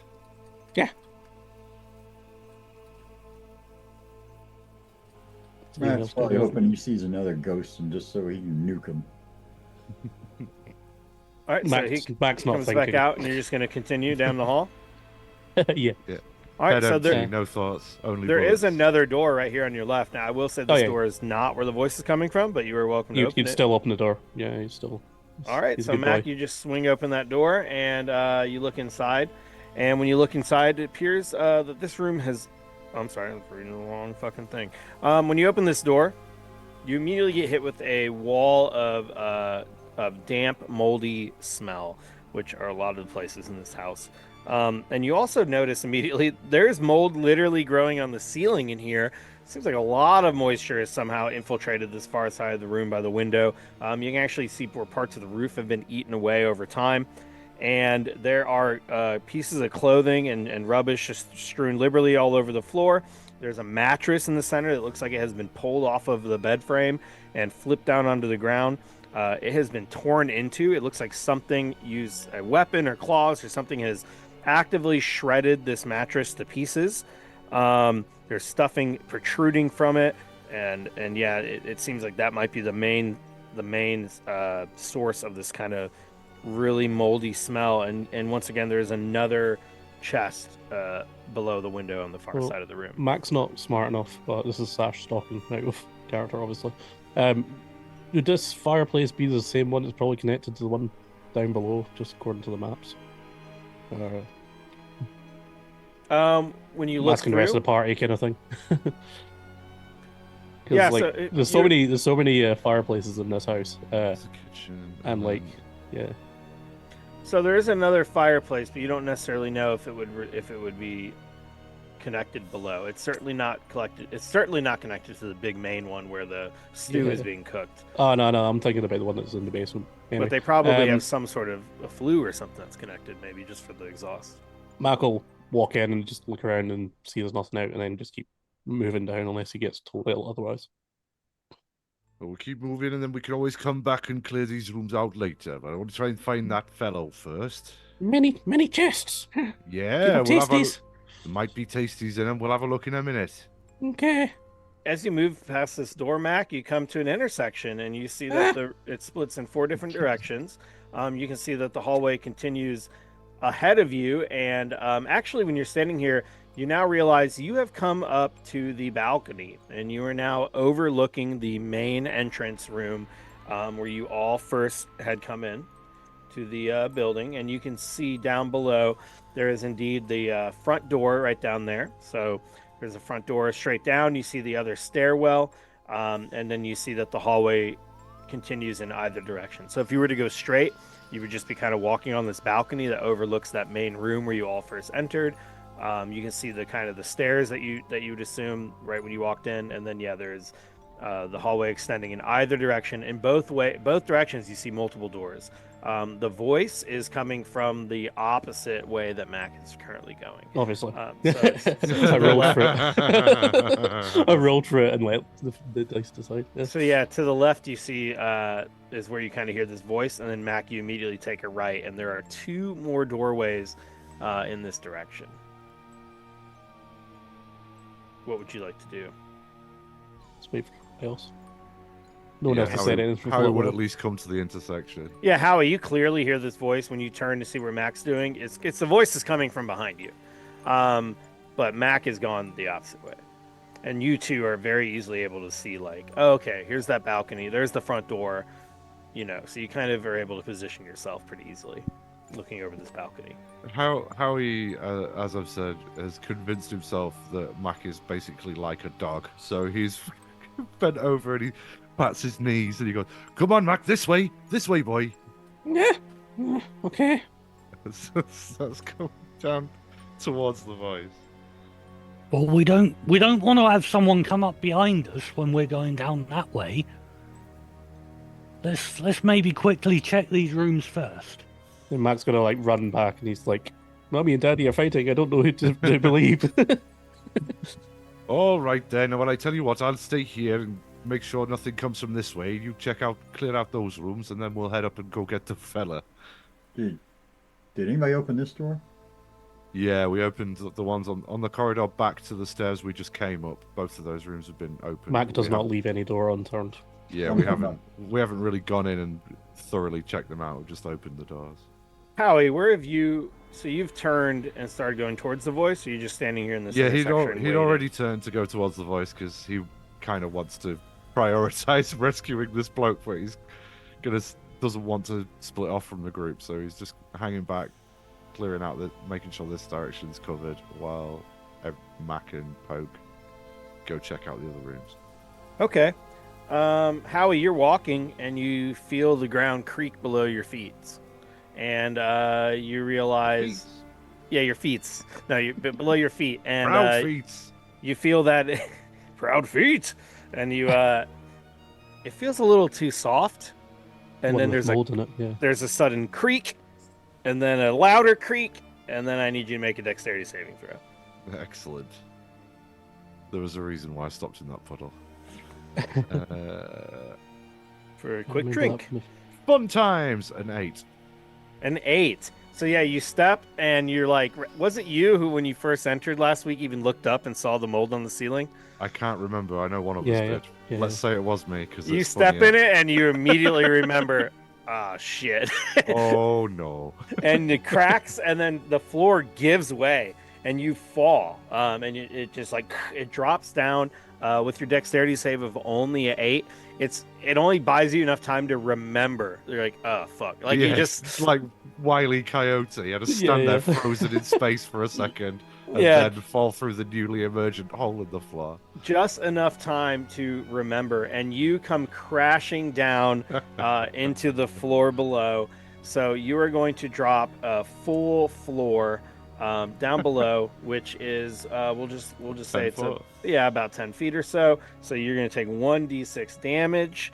I'll go ahead and roll that for you. You take 6 damage maximum as you drop down below into the floor below and come crashing down. This hallway falls apart. There's now like a good 8 or 9 foot gap between here and the other side of the hallway. And Howie, you're down below. Are you still conscious? Yeah. Oh yeah, easily. But that's about 40% of my health gone. So you all see Howie just fall. You're lucky it was not 10% more, because another house rule I like to do is if someone takes more than 50% health in a single attack or a single instance of damage, I like to make them roll to see if they sustain an injury. But luckily you didn't. So yeah, you fall straight down and you've just taken some pretty hard damage. what we call was style. I mean, Yeah, you're a Mac would monk. have You had to do something nice. Mac would have Oh, ignored the door and run towards where Harry went through the floor. Yeah, Mac, you run and you stop and you see like Howie's down below laying on the ground. There's pieces of wood all over the place, and he is dropped down laying on the ground. I don't know. Does Mac look up to Howie like, or It you just literally does. listen to anybody? Well, yeah, literally, because he's short. Yeah. Harry basically tells Mac what to do. So like, Mac's kind of like looking down, like you know when you trip over your cat or you trip over your dog, and the dog's like really confused while you're on the floor. Yeah. Mac's kind of like looking in that kind of way. Oh. And he pulls like a rope out and just kind of like throws a rope at you. Doesn't actually tie it to anything, just throws a rope at you. And a coil of rope slowly just hits Howie in the face and then Yeah. slowly coils itself back up on him. Yeah, you're laying on your back, and now a rope just hits you. It's Ow! a slight tinge of pain. And he turns around to poke and just looks confused. I'm all right, Well, I what think. you go and do that for? I didn't mean to. The bloody floor gave way. Well, you don't want to be putting holes in the floor, do you? Well, no, I didn't. I especially don't if I'm going to break my fucking ankle. Ow. Oh, I'm all right. I'm coming back up. This Hello? fucking rope. Just throws the coil of rope to one side. Like, Jesus. Hello? Hello? You Yes, hear I'm this still voice coming to coming bloody up. rescue you, you impatient bastard. Well, let me go quickly check these rooms, and then we'll get on our way. While you're doing that, I'll dust myself off and come back upstairs. Mind the gap. Okay, so you come back, you That's run up that main stairwell, right? Up to the top? Yeah. So you run up to the top, and yeah, now there's a gap, like this 9-foot gap separating you from the rest of the party. But yeah, you seem to be mostly uninjured. I mean, you hurt pretty bad. It didn't feel Yeah. good. You fell through a floor. It's mostly my pride. Well, that's not true. The heavy internal bleeding is also quite painful. Poke, you said you're gonna go down the other way and start opening some of these other doors. Yeah, I'm just going to quickly open the doors and see what's inside. Okay, yeah, you open this first one. It turns easy. It's not locked or anything. You look inside, and it looks like this room was perhaps either a master bedroom or a large bedroom at the very least. And it looks very decayed and abandoned. Some of the floorboards are actually broken here. Like you can see, like, okay, if I step there, I'm going to end up looking like Howie. Pretty easily. And this room also has a very large fireplace. There's also a tall wardrobe against the wall. Everything else is gone. It looks like someone pulled out all the furniture from this room at one point, other than the wardrobe. Is the wardrobe closed? The wardrobe is closed, yeah. I'll go and have a quick look in the wardrobe. Okay. Spoiled Turkish delight. Are you going to? Yeah, hopefully. You can get that sweet rose flavor. Are you trying to specifically not step on anything that looks decayed on the floor? Yeah, I'm Alright, going to alright. try and avoid looking like Howie. Okay. So You could never be that handsome.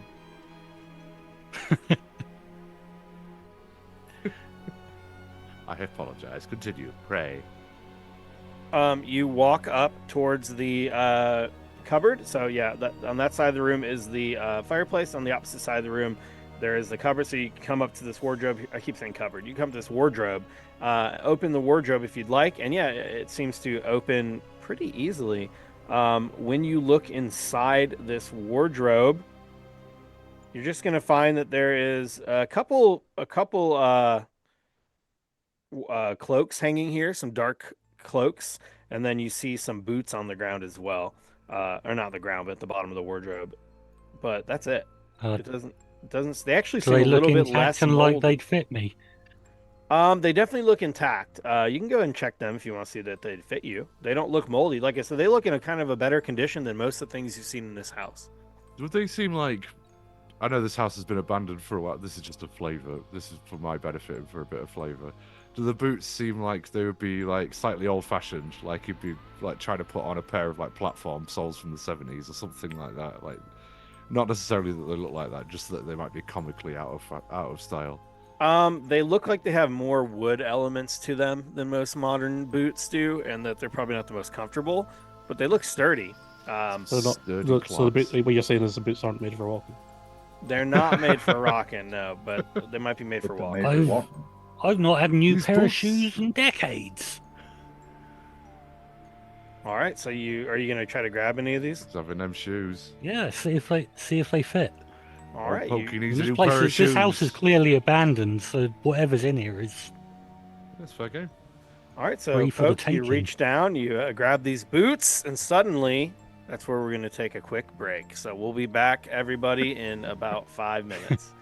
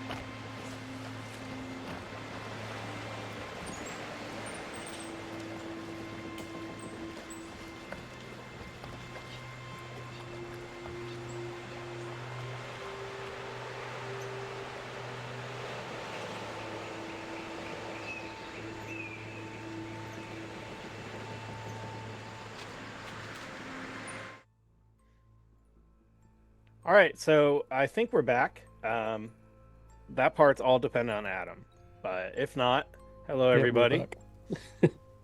Oh, it says there's a commercial break in progress. Great, wonderful.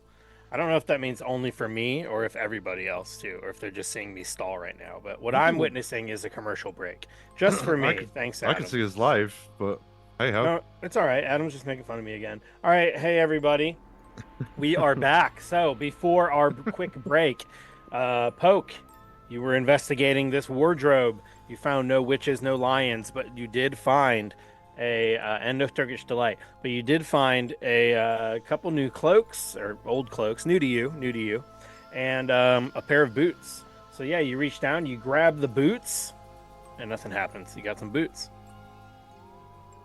Do they fit all right?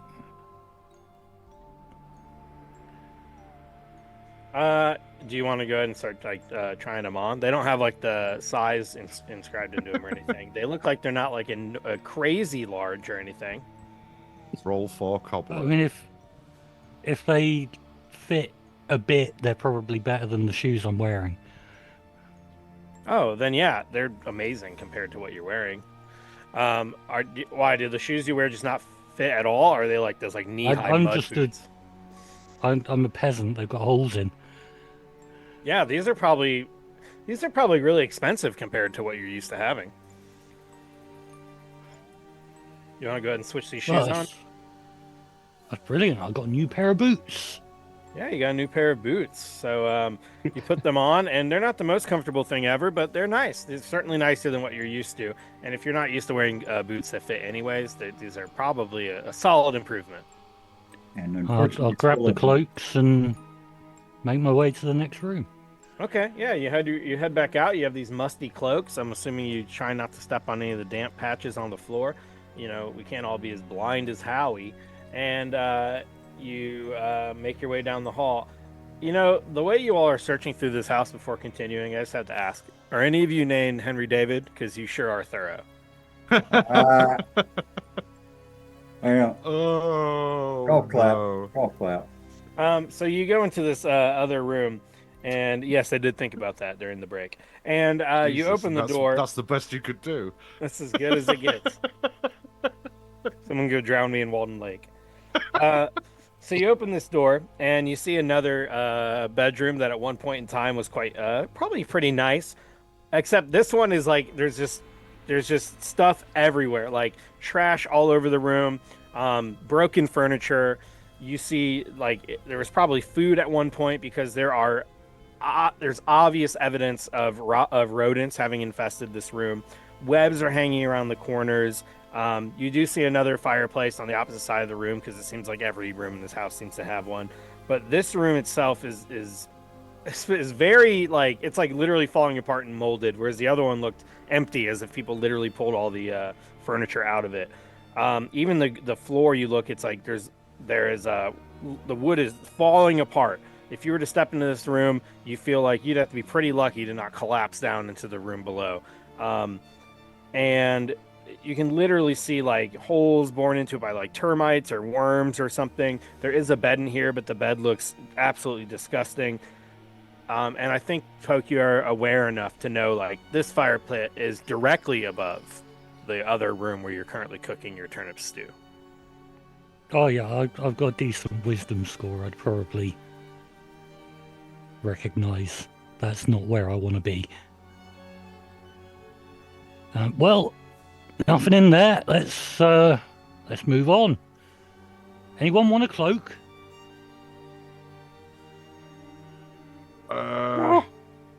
Maybe later. Mac's just waving to Harry across the hall. Hello, Mac. How many? Is there anything on the cloaks? Is there like any insignias or anything like that? You can go ahead and investigate those cloaks if you'd like. That's all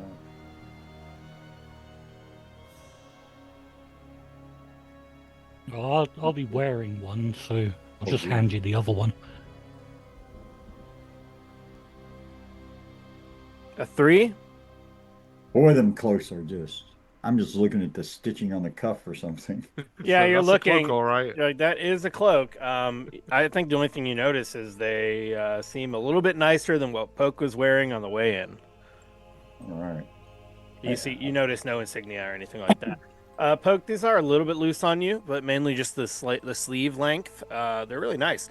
They're, if anything, they're kind of like a little starchy, maybe a little too solid, like if they're made of like a heavy canvas or something type material. They're just kind of dried by time, but they're not. There's no holes in them or anything. These things are in pretty good condition. Oh, that's the nicest clothes I've ever had.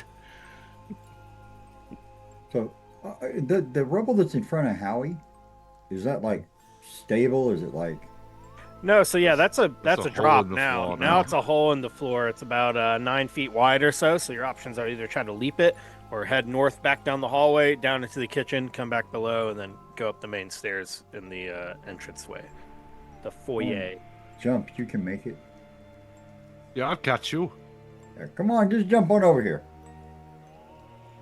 I think they're trying to get you. Well, you to got jump. that rope. If you pass Oh, wait, chuck that rope over to Howie. Oh well, hang on a second. The voice is still down where Howie is, right? Yeah, Howie, that voice is definitely coming from Yeah, it's behind over you. here. This is where the way we wanted to be going. Definitely. Chuck the rope over to Howie. Hold on to the end of it and jump over. And if you fall, Howie will stop you. Yeah. Absolutely. I am 100% reliable.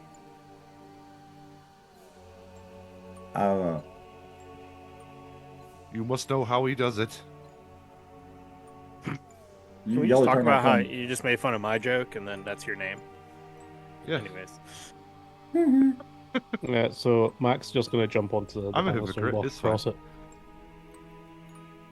So like on the side of the, I don't know, it's like a fence. I'm trying to figure out what the word would be. To jump over this pit. No, so I'm just gonna like balance on the Like the railing on the or edge, banister on the, kind of the thing. railing. Yeah, the Oh, banister, yeah. that's a really good idea. Actually, And just that's like way walk easier. across and just, and then that's just that was a 24 Oh yeah, in and with a acrobatics. 24, that's super good. Yeah, that's actually that's funny. I didn't even think about that. That is absolutely the most intelligent way to get across this gap, besides maybe just going down the stairs and walking up. But if you're gonna go over the pit, yeah, you just grab the railing and you just step your way across because the railing is mostly intact, and you make it across no problem with the 24, and you were back over there near Howie.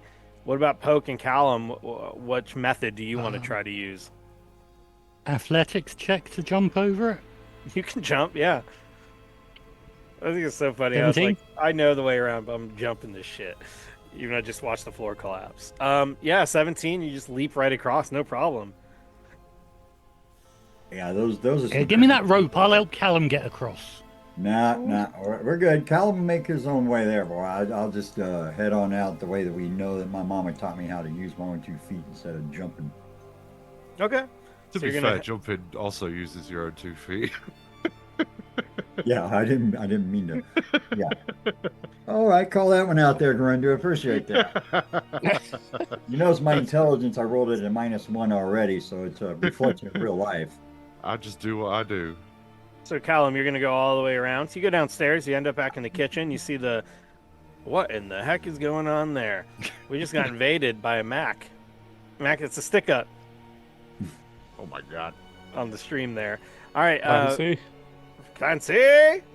Clancy's getting fancy now. Anyways, for those that aren't watching the stream, hopefully everyone hearing my voice is. Adam just fucked up, so don't blame me. So anyways, Callum, you go down the stairs, you go into the kitchen, you're like, yep, this is where those scary centipedes attacked us like 6 minutes ago or whatever. And you're able to very easily make your way to the main room. Nothing seems to change. I will say, even if you were to peek down the hallway, I imagine it seems like you're the most cautious of the group. You don't see a fire erupting out of the kettle where they're cooking the turnip stew. You can kind of see that from that main foyer area. You go around the stairs, and there you see the three other people in your party just waiting there at the top of the stairs, kind of waiting for you. And if you head back up the stairs seems completely solid, and now you've all solved my hole in the floor puzzle. Genius. Well, you know, just to let y'all know, there ain't nothing back down, or excuse me, Just to let y'all know, there ain't nothing back downstairs. We're gonna double check just in case. We don't want anything sneaking up on us. I think I left my pride down there. No, I didn't see it there either. It'd be in that brown stain just underneath the hole in the floor. Right. Anyway, thank you. We're all together. Hey, Go on then, Mac. Let's get in these rooms. Yeah. Did we only find 2 healing potions last time? Yeah, and you use both. we of had them yeah. both. Yeah. Between us.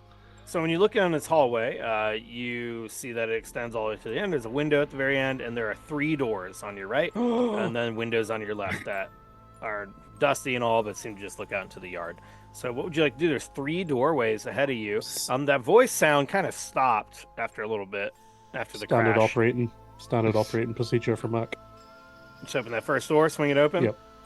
All right, you swing open that first door. You look at what looks to be a smaller bedroom, about half the size of the other one you investigated. This one has absolutely no furniture in it. There's trash and rubbish scattered everywhere. You see there's webs that are all over the walls, all over the ceiling. And you can actually see, once again, just even the guests get a fireplace in their own room. There seems to be a glint of light coming from the fireplace, Mac. Not a flame, but like you just see something shiny. See, he's more food oriented, but he would go in. Yeah, you all see Mac head into this room. Mac, are you just going straight towards the shiny thing? He would go into the room, look around it and he's better? gonna just look towards it rather than like diving in. He's not a treasure kind of kobold. He's more a food kind of kobold. So What's that you've got there, boy? What have you seen? Shiny, shiny. Oh, shiny. Yeah, We'll go, you take it. go on. I'll go get that shiny then. Good Yeah. spot. And then Yeah. Howie pulls like some of the food that they'd got from earlier from the posh council. Are you gonna meeting pat him on the head too? and hands it to Mac, and then he sort of ruffles him on his hat. No touch that. Oh, I'm Mac- sorry. I'm sorry, lad. Yeah, I you won't see touch something your- shiny in the fireplace. Fireplace is completely cold, completely empty. There's just ashes and ancient charcoal in here. But there seems to be in the soot something reflecting the light of the torch. Howie crouches and peers closer and goes to pick it up.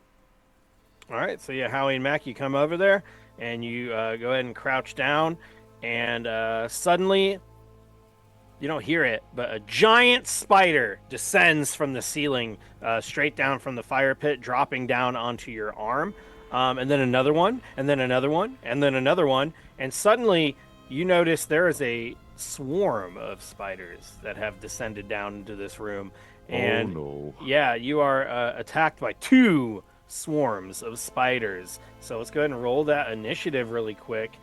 A very insect-based, well, I guess they're not insects, but you know what I mean, bug-based campaign here, I guess. Don't blame me. Blame Jeremy Crawford. Wrong Jeremy. Okay, so let me bring up the turn order again. Looks like my spiders actually worked. So we got the swarm of spiders. What other turns we got here? Poke got a 12. Yeah, Mac rolled a 22 Oh, it's 22. I thought it said a. for Mac. Yeah. Oh, Mac.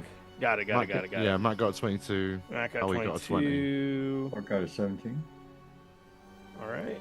Oh, I got a 12 down there. 17. Howie, what'd you get? I'm sorry, 16. 20. I don't know why it's showing a 20 or 16, maybe from last time.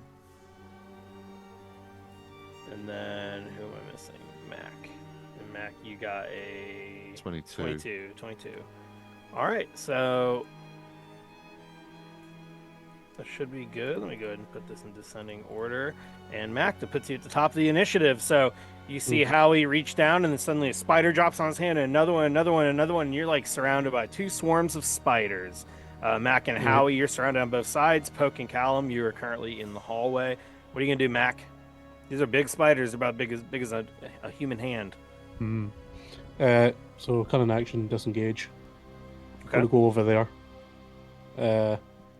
out the door, basically like slides past the spider, and then just points out and to the other two, and then he's gonna like fire with his pistol on this one. Yeah, which is 120 plus 6. So that's 23 to hit. 23 definitely hits these spiders. And then roll 26 plus 4. 8 points of damage. 8 points. Did someone just do some fancy stuff, or is I that did automatic by when you mistake. roll? Well, I was just dicking about. It wasn't meant to actually happen in game, but It happened twice. I wanted Yep. to see what it did.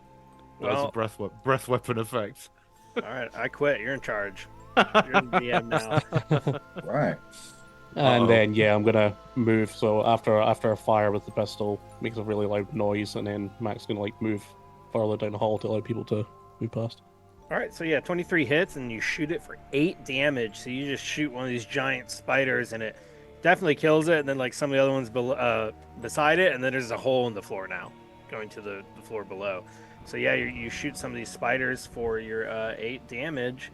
Let me make sure that works, because they are a swarm of spiders. Yeah, that seems to God work. damn, that was loud. Boy, it made me jump out of my skin. And then we move on to Howie. Howie, it's your turn. You saw Max shoot some spiders with a gun. Well, I would Real Homer Simpson firstly. moment. Yeah. First of all, let's have a attack with the quarterstaff on the spiders in the doorway. Okay. Roll that actually roll? No, that just It rolled rolled the damage. damage, yeah. Yeah, let's do that again. There we go. There we go. 23 to hit. And 23 definitely hits. and then 10 damage off the two-handed quarterstaff. All right. I will also do Flurry of Blows. Okay. So that's 2 unarmed attacks as a bonus action.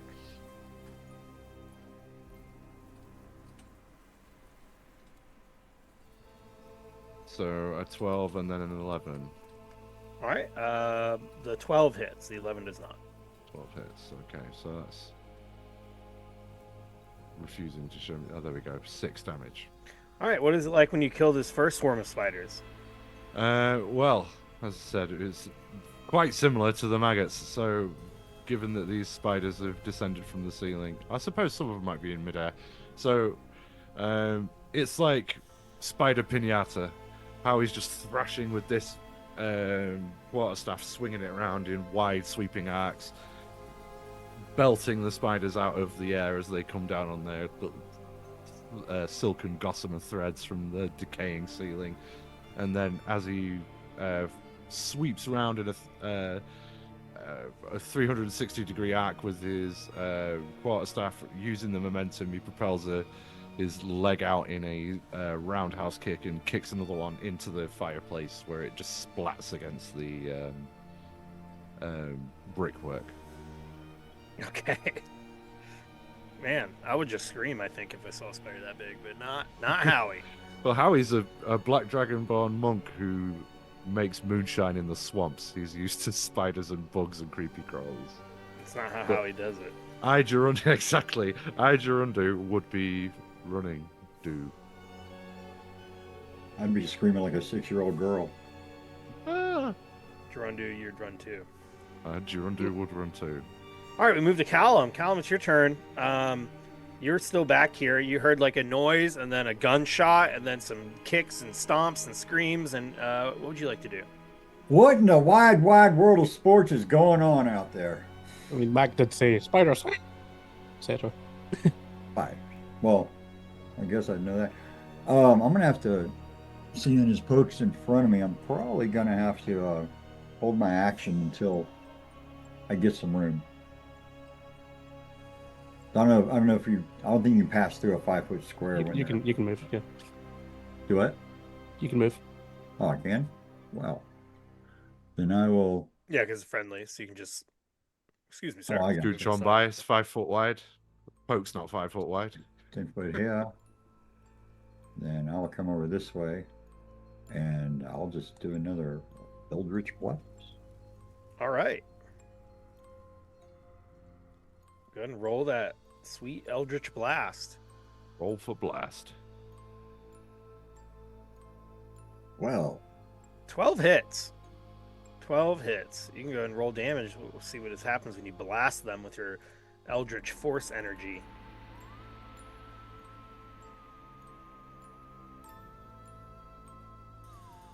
so it goes, it's coming out and it just kind of peters off and just kind of just thunks one.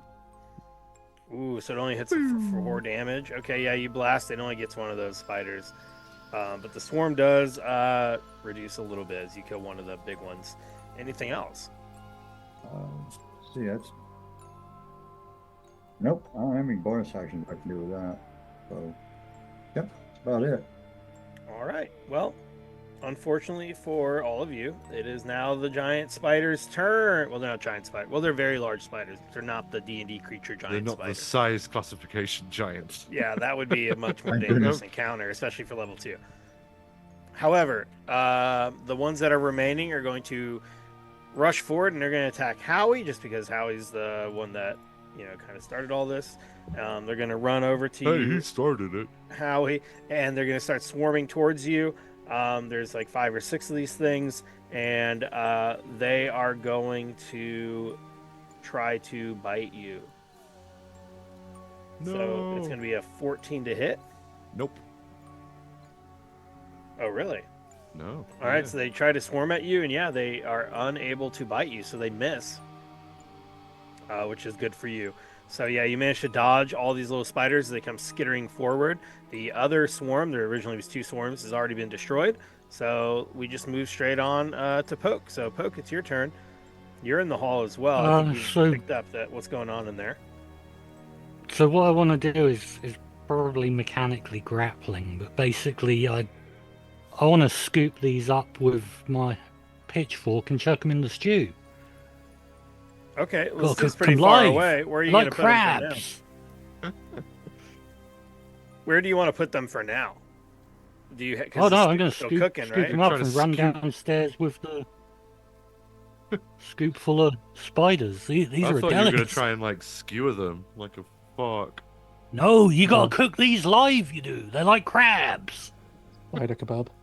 Okay, yeah. Go ahead and try to scoop them. I guess it'd be like either maybe even a dexterity if you're like trying to like sleight of hand or something, trying to scoop them rather than impale them with your. Probably knock them out. Well, with them being spiders, and I'm like, if you're trying to relocate a spider without killing it, you'd scoop it up, right? So would it be animal handling? You can do that if you're trying to protect their health, trying to keep them alive for now. They taste better if they die in fear. This is the best, Yeah, you gotta- best you gotta case chuck 'em I've in- ever heard for an animal handling check. I like he wants to save them. Oh, natural I got a one. natural one. Go ahead and roll a D100 for me. Yes. Bad things. I love consequences. They're my favorite. 12. 12. Okay, so yeah, you run, you try to scoop them. You're like, I don't want to smash them. I don't want to kill them. I want to scoop them. And you like come in that angle and you jam your pitchfork into the floor. And it kind of sends like the little shockwave up your arm. And you're going to drop the weapon temporarily. So it'll just end your turn. And if you want to grab it, you have to spend your bonus action to pick it up next turn. What So, the yeah. fuck was that? I was trying to catch them, get them in the stew. Oh my god, Poke. all right. No use crying about it now. Hey, you guys kept encouraging him. Centipede, Well, I'm hungry. turnips. And to be fair, the best thing about cooking spiders is everybody gets a leg. I'll never know. Oh, you're a bit squeamish about that sort of thing. I would talk about this later in a fight. Oh yeah, they're still alive, aren't they? We've still got a swarm of spiders to deal with. Oh, is there anything else you can do without your action? Can I spend a bonus action to pick up my weapon, or does that have to wait till next turn? I was gonna have it wait till next turn with the natural one. You just kind of Yeah, stab Okay, it. there's not really anything else I can do then. All right, then we'll move back to Mac. All right, Mac. You shot that gun, and then everyone started freaking in here, coming in here, and just Yep. like smashing things. So Yeah, so I'm pulsing the gun, pulling out my hand crossbow because I don't want to shoot Howie. So I'm just gonna stand in the doorway and just fire out there. If With I how we've hit been it, I'll- rolling, you definitely would too. yeah. So if I hit him, it'll be sneak attack because 5 feet people. okay, yeah, go ahead and shoot. So it's a 19. It's a 25 to hit. Ooh, So- that definitely hits, and you get sneak attack. Sneak attack. So 1d. Being dyslexic. Right. First attack is 6 points of damage, and then my sneak attack is another 2. So 6 plus 2. So 8 points of damage. So yeah, you shoot in there, and you manage to kill another. I think you skewer 2 of the big ones, so now there's like Yep. 2 really large spiders left. Spider And Swarm As is a- becoming less and less of accurate description as you go. as a bonus action, I'm going to use my Kobold Draconic Cry, Oh. which and just go and yeah, enemies within 10 feet of me will hear that, and everyone will get advantage on those enemies until the next turn. Oh, his draconic heart stirs in his breast. Just like Ah, the song of my people. Speaking of which, Howie, it's your turn. You hear that draconic. I don't even know. Is it actually draconic, or are you like, it's close enough? just a Yes. random noise, really. Well, something in my draconic reptilian heart was stirred by the plight of my little friend there. And yeah, brought into action with his good old-fashioned quarterstaff again. Get advantage. Let's go. Yeah. I think a 22 is gonna do it, right? 22 will do it. Yeah. Okay, so that's 8 damage, 8 bludgeoning damage on the old Johnny Swarmo. If it's still standing, then there will be also some fancy footwork and an unarmed strike with the old feats. And 9 does not hit, as we have established. Although the first one was actually, I don't know why it rolled it twice again, but the first one was a 13. So Okay. Then go ahead and roll that damage on it. It says roll damage. 8, 7. 7. All right. So between these 2 attacks, you do kill the rest of these spiders. What's that look like? It's just Howie just flailing about with this quarterstaff / boat hook and stomping on things. Like, oh, this is just like back at the bloody shack. It's full of bloody insects again. Disgusting. Well, you had to little go and buggers. ruin them, didn't you? Well, I'm sorry, but I just. The thing is with spiders, like I said, everybody gets a leg, but they taste a bit shitty. Is the shack your favorite restaurant? No, it's where I live, out in the swamp. Oh, well, you said it was full of bugs and stuff, and your parents like eating them also. Well, I do occasionally, but spiders, they sometimes give me gas. Oh, well, we definitely don't want that, do we? We do not want that. There's enough bloody problems here. Anyway, Oh, you might have some problems with the turnips. well, we'll find out. I could do with a bit of roughage, to be fair. I've been mostly on a liquid diet. You Anyway, did- what was the shiny thing in the What was fireplace? a shiny? Shiny? Yeah, thank you, Mac. What was the shiny thing? Let's have a look. I don't know. Yeah, if you look in the soot inside the fireplace, you will see where that light was reflecting, and you are able to actually find that there is a crystal orb in here, a small crystal bauble that is laying inside this fireplace, reflecting this light. And if you were to grab it, yeah, it's like a solid, it's like about the size of an apple, this solid sphere reflecting crystal energy. And it's full of spiders, right? It's a spider egg. It's one of those fancy spider balls. That's right. Ah, very nice. Oh, shiny. Yeah, I'll put that in my pocket for later. I don't know much about this, like, shiny stuff, or I wouldn't be able to tell you if it was magical or nothing, but it looks nice. Mac's gonna pick up one of the spider legs and just start going to town on it. just Oh, chewing got it. it. Oh, for So crying it's out just like loud. jerky, just like spider jerky. Delicious. So as you're walking around, you're just going to be hearing. Oh no, you want to boil that first? I think Mac knows what he's doing. I think Mac will eat anything, he will. Yeah, not tasty, but it'll do. Yeah. Well, What are we Yeah. even doing here? Oh, yes. Doors. Right, doors? yes. Rescue mission, I remember. And then just takes this big, long draft from his guard. Right. Come on, then. Has he got like a memory like a fish? Yeah. Like the shouting stops, so he's just like, "Oh, what was I doing?"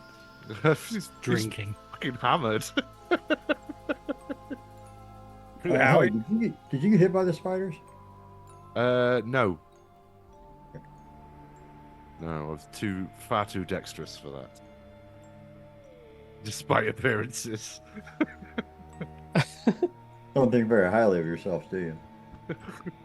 No, I've a hopeless case. So there was 2 more doors, was there? Yep, there's Yeah, 2 more that's right. doors. So yeah, there's one immediately to your right, and then there's the second one down at the end of the hall. Yeah. You just want to open that So- first one? Yep. All right, yeah, you open this room, and when you open the doorknob turns easily, and it appears to be another dirty, decaying bedroom. There's no furniture in this one. You can immediately tell, even just from the door, part of the floor looks rotted away, just like what the hallway looked like.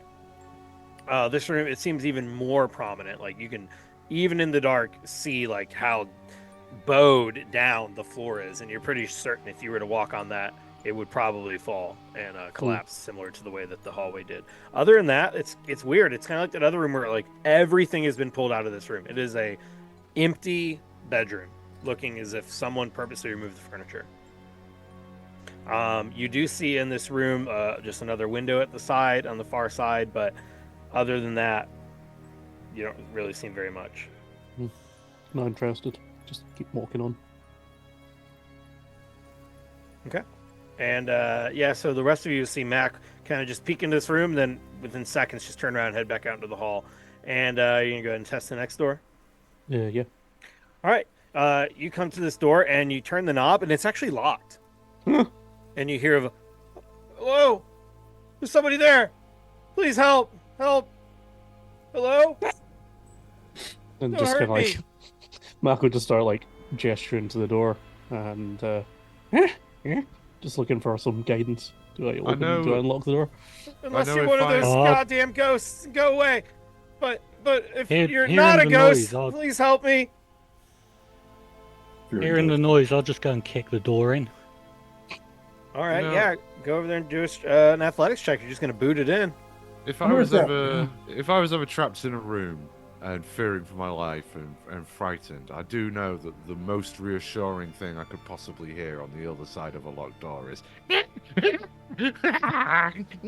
Yeah, but I'm wondering if, Immediately it if, is. if And when then the a guy giant bang. And then a giant bang as the door's getting kicked out. Yeah, Poke, you run forward into that 8. You kick it with those nice new fancy boots of yours. Oh yeah. And Breaking 'em in. you feel a boom, but the door does not crack down. But you do feel like maybe a couple more tries you could. This doesn't seem like the most sturdy door ever, but it wasn't able to bust it down from that one kick. Here, give us a hand with this. Mac just kind of gestures to the thieves' tools that he has. And he's Who's, just like, who's there? Please let me out. Please, I'm cold and so hungry. I think Give us a Mac's hand got kicking some... this door in, Howie. I would, but Mac's got some of them thieves' tools. He's got their little nimble fingers. Let him have a go at it. If Oh, that yeah, doesn't right work, you we'll are. kick the shit out of it. looks for guidance from. Right, you just like, are. I'll move out the way. Yeah, just get ready, because if there's something on the like every other fucking room in this house, if we open the door, some bloody creepy crawlies are likely to jump out. So you get ready to back him up. Just kind of Mac was confused by the whole kicking of the door and just kind of got put off his stride. Right. Well, Mac, you I'm assuming- forward, yeah, you kick it as well. It's another doom, but it doesn't bust down with an 8. Okay. I thought you were going to try and pick the lock, but never mind. We'll do it in concert. See if we can get this fucking thing kicked down. You know, I'll just cast Eldritch Blast on the thing and knock it out. Yeah, we're all like going 1, 2, 3, and then the Eldritch Blast comes in. Basically, boom. Show off. On the doorknob? This is on the door. Okay, yeah, go ahead and roll your attack. This is gonna be. Oh, I hope I don't miss. Toughness medium. Damage resistance complete. Plus. Ah, non-natural 20. Hell yeah. A Assuming- non-natural 20. Okay, yeah, so you're able to finally blast, and you shoot a hole into this door, and you'll hear a kind of a muffled yell coming from inside. Don't hurt me, please. Who is it? And yeah, you didn't you blasted a hole in the door, maybe big enough to stick your arm through if you wanted to. I mean, somebody Oh, I normal just- looking should go in, not a kobold with a gun. No. I Hello. guess I'll poke my head through. I'll let one of these Come on, other Poke. Introduce us. Poke by name, poke by nature. All right in there. Again, of the sequence of events, to have been locked in a room, to hear maniacal laughter, to hear the door being attempted to be forced by being kicked down, and then for an Several eldritch times. blast to blow the door open, and then someone to go, poke by name, sir. Well, the door only has a hole. Smelly unwashed peasant just sticks his head through. Hello, You all right I've in come there? to make I've come to make love to you. Oh no! I'm sorry. I'm sorry. Well, I'm not It's scared gonna about be all ghosts tender anymore. like. He's probably going, yeah, bring the ghost. I'm ready now. But yeah, I'm ready. Wait, to we have got fight one for you this. now. Poke back mountain. You poke your head in there, Poke. And what you see in the corner, you see another room that's been mainly emptied. There is a bed in the corner of the room where it seems like it's been kind of seems like it's been busted in two. I Kind bet. of like when what is that horror movie where Johnny Depp is like 16 and he gets impaled from the ground up? It's like Friday the 13th or something. That was Kevin Bacon in one of the Friday the 13th, I think, the first one. Well, one of them, yeah, it's like it looks as if someone like took a sword to the or something towards the middle of this bed. It's completely busted in. Mostly only the wooden frame is intact, and you see laying on the ground is a mostly naked man. He seems to be wearing nothing but just some underwear. He has looks like a bandana tied around his head that at one point might have been a gag that maybe he's able to work off a little bit. It's just like now it's like stuck over his mouth, but he's clearly yelling, and he has long white hair, kind of this palish, kind of like palish dark skin, and palish dark skin. He has like his pasty dark skin, and he's going, "Help! Please get me out of here!" And he's like moving around, and he's literally chained to the bed. So there is his Jeez. arms are tied behind his back. He has Just a like chain GooseCon. collar around his neck, and then like the chain is going to the bed, and he's laying there on the ground, unable to really move much, like on this short leash. And it seems like he's managed to work the gag off a little bit, and he's literally calling for you to help him. Well, I'm sorry. I think I'm in the Well, wrong I'm game. not Y'all normally said one to Dungeons judge, and but- Dragons. Did you mean this kind of a dungeon? Yeah, dungeons and this. This is I'm BDSM. not, I'm not normally one to judge, but there's something gone wrong in your bedroom shenanigans here. Or has it gone right? Help me! Yeah, Oh, it's please. gone very right. Please, you! And he's like wriggling. He's like, you see his shoulders moving, like he wants to raise his arm to gesture you in, but he can't.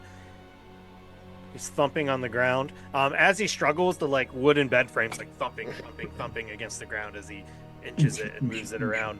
And then you also can see, even with just the tiny bit of light that's coming through the windows in here, and then from your torch kind of going through the hole, you can see the floor in here is warped as well. most of it probably looks pretty dangerous to walk on.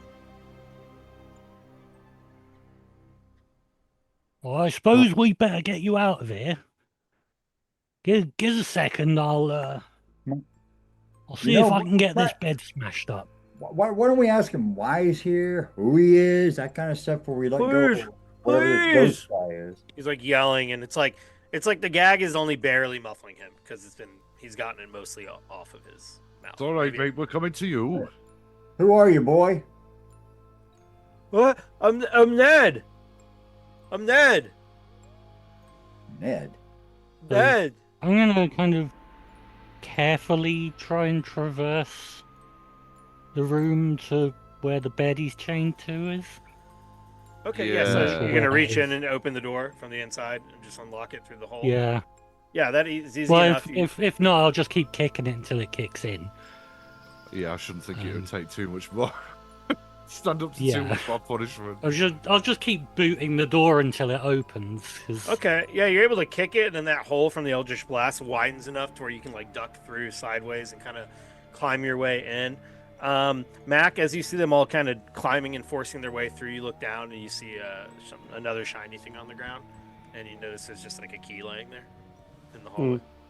In the hall, and where? Yeah, like in the hallway, like where you're standing while the rest of them are forcing their way through the hole. You find a key. Just like kick it, Just gonna kick it somewhere. kick it towards Harry. But they're already in. Like Poke's already forced his way through this hole in the wall, and yeah, you see the guy. He's like, "Oh my god, please, let me go, please!" And he's like on the ground, moving around, and like he's definitely tied up to this bed. Are you rich, here's person? Johnny moment. Smashing you my rich, way through the person? door and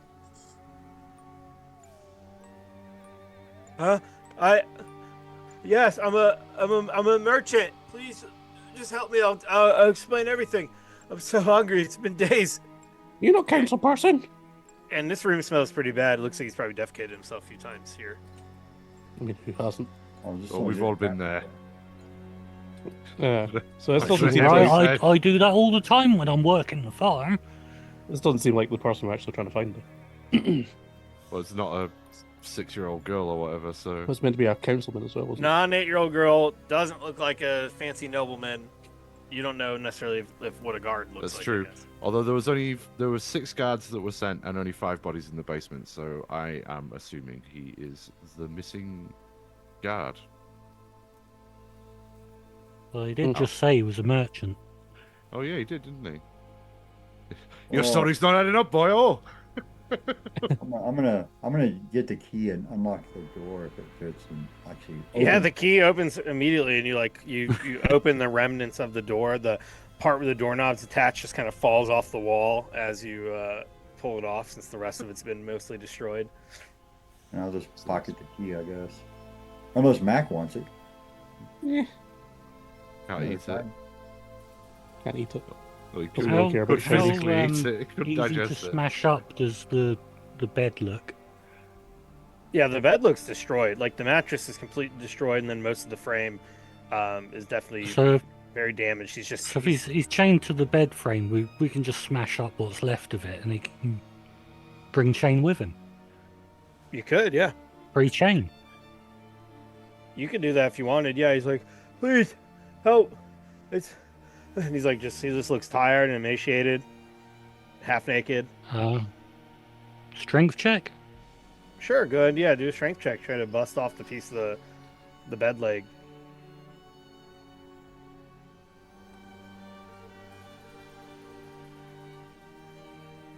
$20. Ooh, a Not 20. natural.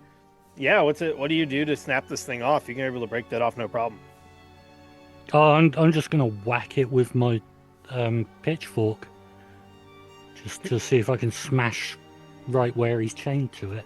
You pick up your So he can still have pitchfork the and he's chain like, on him, but no, no, no! And then you swing it, and he realizes you're not attacking him, and he's gonna try to calm down for a second. You're able to just snap that piece of the bed frame off, and he's gonna look up at you, and now there's just that little piece of wood dangling from the chain around his neck.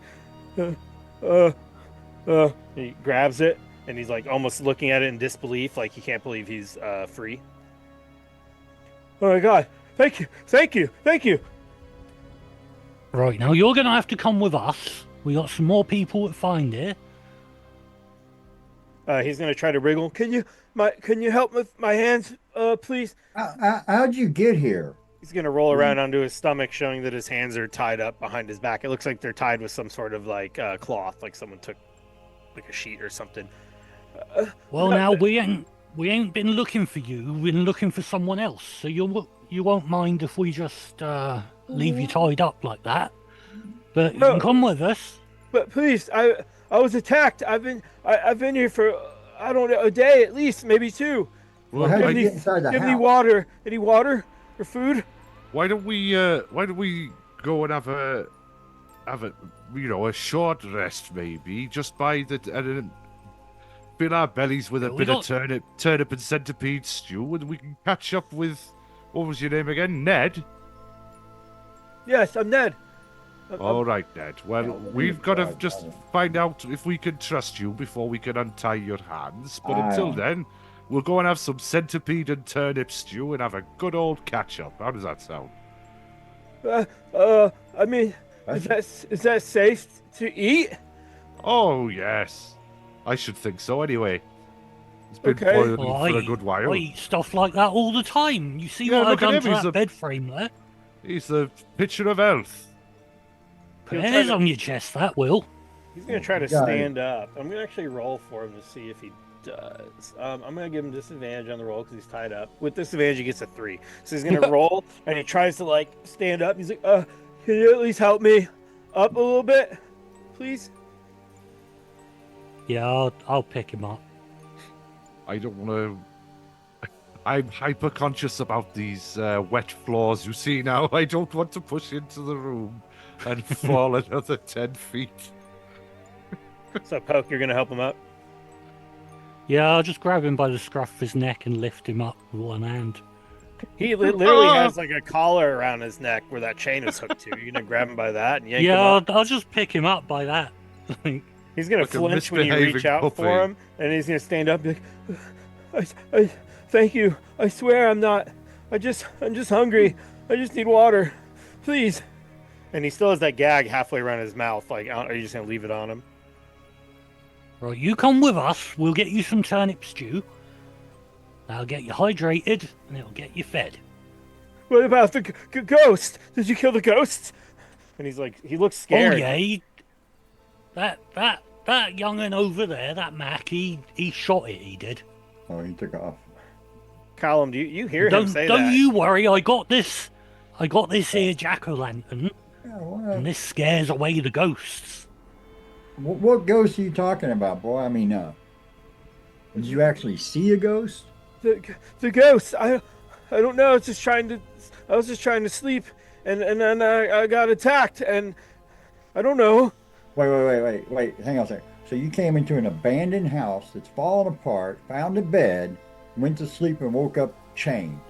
Well, no, I came in to try to get out of the rain so I could find a place to sleep, and then I heard a noise, and then out of my head, and something attacked me, and when I woke up, I was like this. And he holds up the chain with the piece of wood hanging from it, and I don't know how long it's been. At least a day since I've woken up. What are you? And you're starving to death. What are you, diabetic? I just haven't eaten in a day or two. I'm just hungry. Oh yeah. Even okay. water sounds great, please. All right, yeah. Well, that's good. Oh Yes, yeah, a well- day without water, you're gonna be feeling like And my clothes. uh, Have you seen my clothes? pretty rubbish. I'm a little cold. If you have any clothes for me, or if you found mine. Oh, here, have this cloak I found. Thank I'll you. give him the second. I'll put the second cloak around him to keep him warm. Yeah, you see him instinctively move as if he's going to reach out to grab it, and then he can't because his hands are tied behind his back, and you just drape this cloak over him. Where's the stew? I'm Ned, Oh, it's by the way. downstairs. We've been cooking it for a good half hour or so. It's not really. For at least 12 minutes. When you look at him, It's not going to be properly cooked, but we're hungry, and well, needs must. Well, we've still got some Oh, that's not my accent. Oh, you We've gonna still put the got some spiders in there, too? scraps from the council hall as well. When you're up close, you can see this person is a half elf, but they don't seem half normal elf. They seem half drow. So maybe half drow, half human would be your best guess. Hmm. A drow. Are they like- are they relatively common in Saltmarsh? Like, do we even know what they They're are? not common in Saltmarsh specifically, but they are. You know what they are. They're common enough in your world. They are. You've never seen one in Saltmarsh, probably, unless they were just like a sailor or something that comes and goes off the dock. But yeah, they're not like abundant, especially in Saltmarsh, which is mostly humans and then recently Yeah. the dwarves. Hmm. He's gonna follow you though, and walk. And you see him like starting to walk kind of towards the damp floor. Hey, back up. Huh? Oh yeah, be careful of that. Fall What? right through that. Oh, I'm going to be holding his chain while he's walking. Oh, oh my gosh! Oh yeah, it looks pretty dangerous, huh? You're walking your drow? Take the take it. Take Well, if Howie can have a pet. Well, thank you, sir. I'm Ned Shakeshaft. So, I did not make that name up. Once again, blame Jeremy Crawford. Ned Shakeshaft over here. Hello, So- I'm Barry I- Wanker. I'm So, Pope Mallard. To be fair, So Pope what Mallard, can you how he tell does us? it. And fucking... Have you seen anything else? Like anything else? I know you hear about ghosts and stuff, but something else, anything else about this house? The bugs, anything? Bugs? No, I don't know. I was just trying to find somewhere to sleep, and then I was attacked. Like, how much would we know about drow in particular? You're just just You can- hear about them. They're kind of exotic. You don't really know a lot of details. Just yeah, do a history check if you're just trying to get information about drow in general. Would we just assume that they're evil? Or Let's see what That's it not where I was going with it, but okay, would a peasant with a low intelligence score consider that they're evil? I think a peasant who lives in Saltmarsh and is a farmer with a low intelligence score would think pretty much any outsiders are something to be cautious about, and you've heard stories that drow are usually connected to things that are no good. But you've probably heard similar stories about kobolds and goblins and bugbears as well. dang, because I was going to tell him about how the spiders we killed and watch his reaction, but But yeah, you got a 9. So Callum, you're thinking like, okay, I think you know, and especially with your monk training, quote unquote monk training, that not every drow is evil or something, but the majority of drow are usually evil, especially if they're born in the Underdark. Most of them are. And this is probably the first half-elf drow you've met. do I know about their affinity for spiders? I don't think you... Well, do a religion check if you want to try that. Sorry, I don't mean to make this the Paul show here. Oh yeah, we're going to walk in past a bunch of squashed spiders, aren't we? Only if we go into that room. A 13. Some drow, especially the ones in the Underdark, it's very common for them to worship Lolth, but you don't necessarily. It's not like every single drow Right. necessarily, but you do know it is pretty common Well, for people that don't know much about drow society. One of the few things they do know, they tend to assume most of them are up to no good and they worship this evil spider drow demon. But that's Well, it. what I want to do is kind of watch him and say, well, better watch out in that room over there. We just killed a whole bunch of these big spiders. Oh, okay. There's spiders and ghosts in here. Maybe we should just go. Now hold on. We've come looking for a little girl. You've seen or heard anything like that while you've been No, indisposed? no. You're the first I've heard. I heard some noises earlier, but I just figured it was that ghost, and someone was shooting guns. Yeah, that was Mac with his magic gun. It kills ghosts, There's nothing to be worried about on that score. He's gonna look over at Mac, and you just have Mac's your gun not there. visible. Max Oh, not there. Max gone? Max Yeah, Max wandered gone off. to His the cold room. ADHD is anything, so he's just like wandering off. Okay. Are you all like talking to him as you lead him out of the room, or are you all just still that talking was- to him that in the was corner? my Oh yeah, we're impression, yeah. walking to the turnip. Yeah, we were going Okay. to the I was gonna dining stay room. in and see if there was anything else in the room that might be allude more to him. I guess it's just a smash bed. It's not like a There's a smash bed, but yeah, you could do an investigation check if you want to look a little bit further. So as they lead him out, and Callum, you're the only one left in here. Go ahead and do an investigation check. station is That Shake Shack. I did not make the name up. I believe you. I can't believe the name. Shake Shaft. it's The name's Shake Shaft. Ned Shake Shaft. yeah, I have rolled a 3. A 3. Yeah, you look in here and you just see the destroyed bed and the Jump. destruction you've all caused, and then the floor. You're like, oh, don't want to step on that. Nope. All right. They call me Max Turbator. Max what? Max Turbator. Max Turbator. Friend of Ned Shake Shaft and Max- Barry Wanker. Max Turbator. Harry so you- Wanker. You start heading down this way, and you lead Mac down, or not Mac, you lead Ned down the stairs. And Ned is going to be careful not to, move too quickly and fall, because he's being literally led on like this chain leash. And Callum, you're towards the back, and you all are going to go ahead and lead Ned down the stairs. And Oh dear. he's looking around, and he kind of is eyeing the front door. Can I just go, please? No, come on. Let's get some turnip stew in your belly so you feel nice and better, and then we'll let you go. But we need to ask some questions, and we'll get you fed up first. Okay. I swear I don't know anything about a girl. That's I was okay, just trying Ned. to sleep. Don't worry about that. And how he sort of squints at him. He's got scrutinizing him to see. I don't even have a house or anything. I was just passing through the area. How Oh, he don't wants you to- worry. We got a place you can come and stay. How he's trying to. What's not got ghosts? You can make an insight check, Howie. What you got there? An 18. Yeah, he's squinting at him and trying to scrutinize him, see how truthful he is. Okay. You think this guy's full of shit. I don't believe you.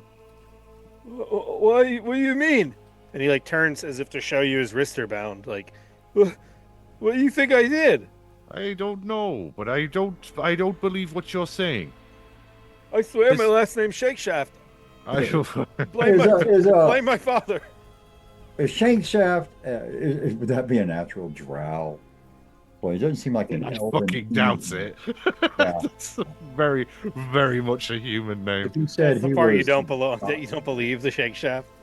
Is that- I just The don't. Ned There's something part, about yeah. your story doesn't add up. There was 5 bloody dead soldiers in the basement, and you're telling me you didn't hear anything. 5 soldiers. I Yeah. didn't see any soldiers. I swear. You didn't hear like any sounds of a commotion or anything like that. No, I promise. And he turns as if to pull up his arms, like like people put inside their like to shield themselves, like as they're talking. Like no, but he can't because his hands are behind his back, and he almost falls over as a result of it. Kind of stumbles and catches himself. I swear, I was just looking for somewhere to sleep, and then there was a noise, and I got attacked by a ghost.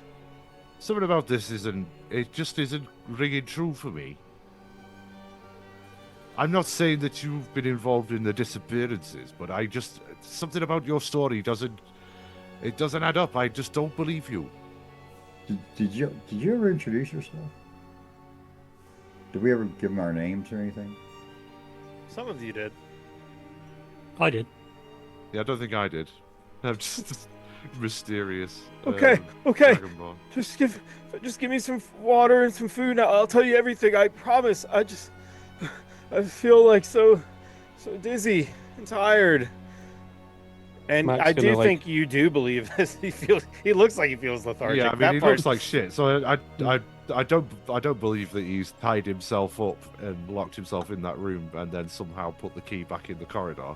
But how he's with that based on that insight check, how he's like, there's something fishy in this story, but I do think you're a victim in some way, but you're not telling us everything. All right, come on Mac's then. kind of been Mac's kind of been kind of fidgeting with his gun. He's kind of got that kind of crazed look in his eye. Is there like a passive intimidation going on with seeing Mac looking a bit mental? You know, when Mac can smell bullshit, he starts getting antsy. Or hungry. Both. He's always hungry. So you all make Died- it to the bottom of the stairs, and then are you going to the stew room? Yeah, Howie still wants to feed this young fella up, but Holy. I think he's trying to simultaneously be good and bad cop. Okay. Oh, what's that smell? Oh, It smells good. Oh, that's Poke's speciality. That's turnip stew with extra centipede. Call him what it is. It's Well, guts. it's more like a centipede stew with extra turnip. With extra at this turnip, I point. suppose. Yeah, more like the proportions have changed slightly. Oh. Y'all are really not going to eat that stuff, are you? There's nothing wrong with it. Yeah, you there can is. tell It's he legend. looks This kind of is. offended. He's like, but he's not in a position to be able to even guard his face if you were to like purposely feed him this. Hey, When Ned, you turn your nose up at shrimps, it's basically the same. Shrimps is no, bugs. no, it's nothing like Shrimps the is shrimp. bugs. There's bugs that live in the water.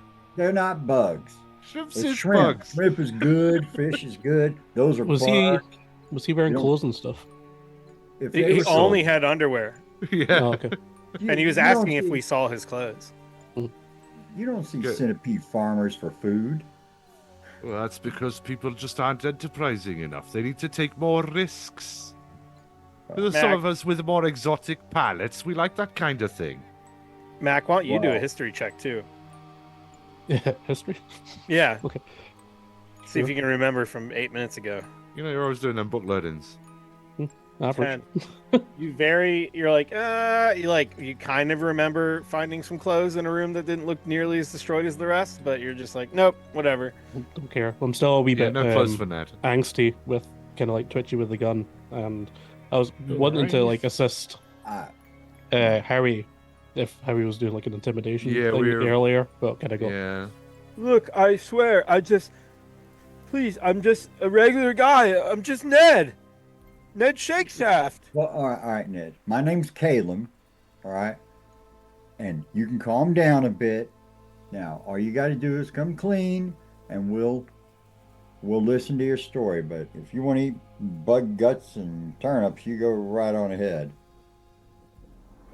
I mean, I am Well, hungry. I'm going to be feeding him this turnip stew, so he ain't got a choice. Folks just holding a Okay. spoon threateningly. So you're gonna feed it to him? Like a girl. Well, he with a can't baby use his doll. hands, can he? No, he can't so, stop yeah, you if one you of- want to. Somebody's got to. And he's Yeah. hungry, so he's barely. He's like hesitant, but not like closing his mouth like a dog shaking his head away or something. Oh, guys. Now here comes This is here sad. comes the train. All right, so with disadvantage on his Constitution saving throw, he gets a 2. And because of the poison from the giant centipedes, he is going to take 3d6 poison damage. He failed the save. Which Literally killing him with he kindness. will be poisoned. And yeah, you pour this, you bring this spoon to his mouth and you start feeding him the stew. And he's like, it's hot. It's and he literally falls down on the ground and he starts choking. And his face is turning green and white. And he starts to roll around on the ground and he's trying to spit, but he can't like even support himself. And he's like literally shaking and stuff. And you are watching this man die on the ground as you poison him with centipede poison. Do we know that it's from poison? You can Everything do is an poison. insight check if you want. That or medicine? Yeah, medicine would be good. Either one of those seems good to me. They both require wisdom Oh, okay. Well, that's the case. or survival. I or- would have. I'd probably think as somebody that eats whatever he can find. Pope's probably going to know it needs cooking a bit longer. Yeah, 22. Callum, you're thinking, yeah, he just ate that centipede poison. that almost killed you all like 30 Yeah. minutes ago. And he's on the ground dying. And I think you literally are watching him die. I mean, he's Yeah, is he's there dead. anything that- He's is there dying. anything He's that- unconscious. He's taking death saves. He's out. Is there Unless anything you that guys inter- We ain't got a do? I healer. guess we could try to Well, shove water down his throat, but I mean drown him. I mean, okay.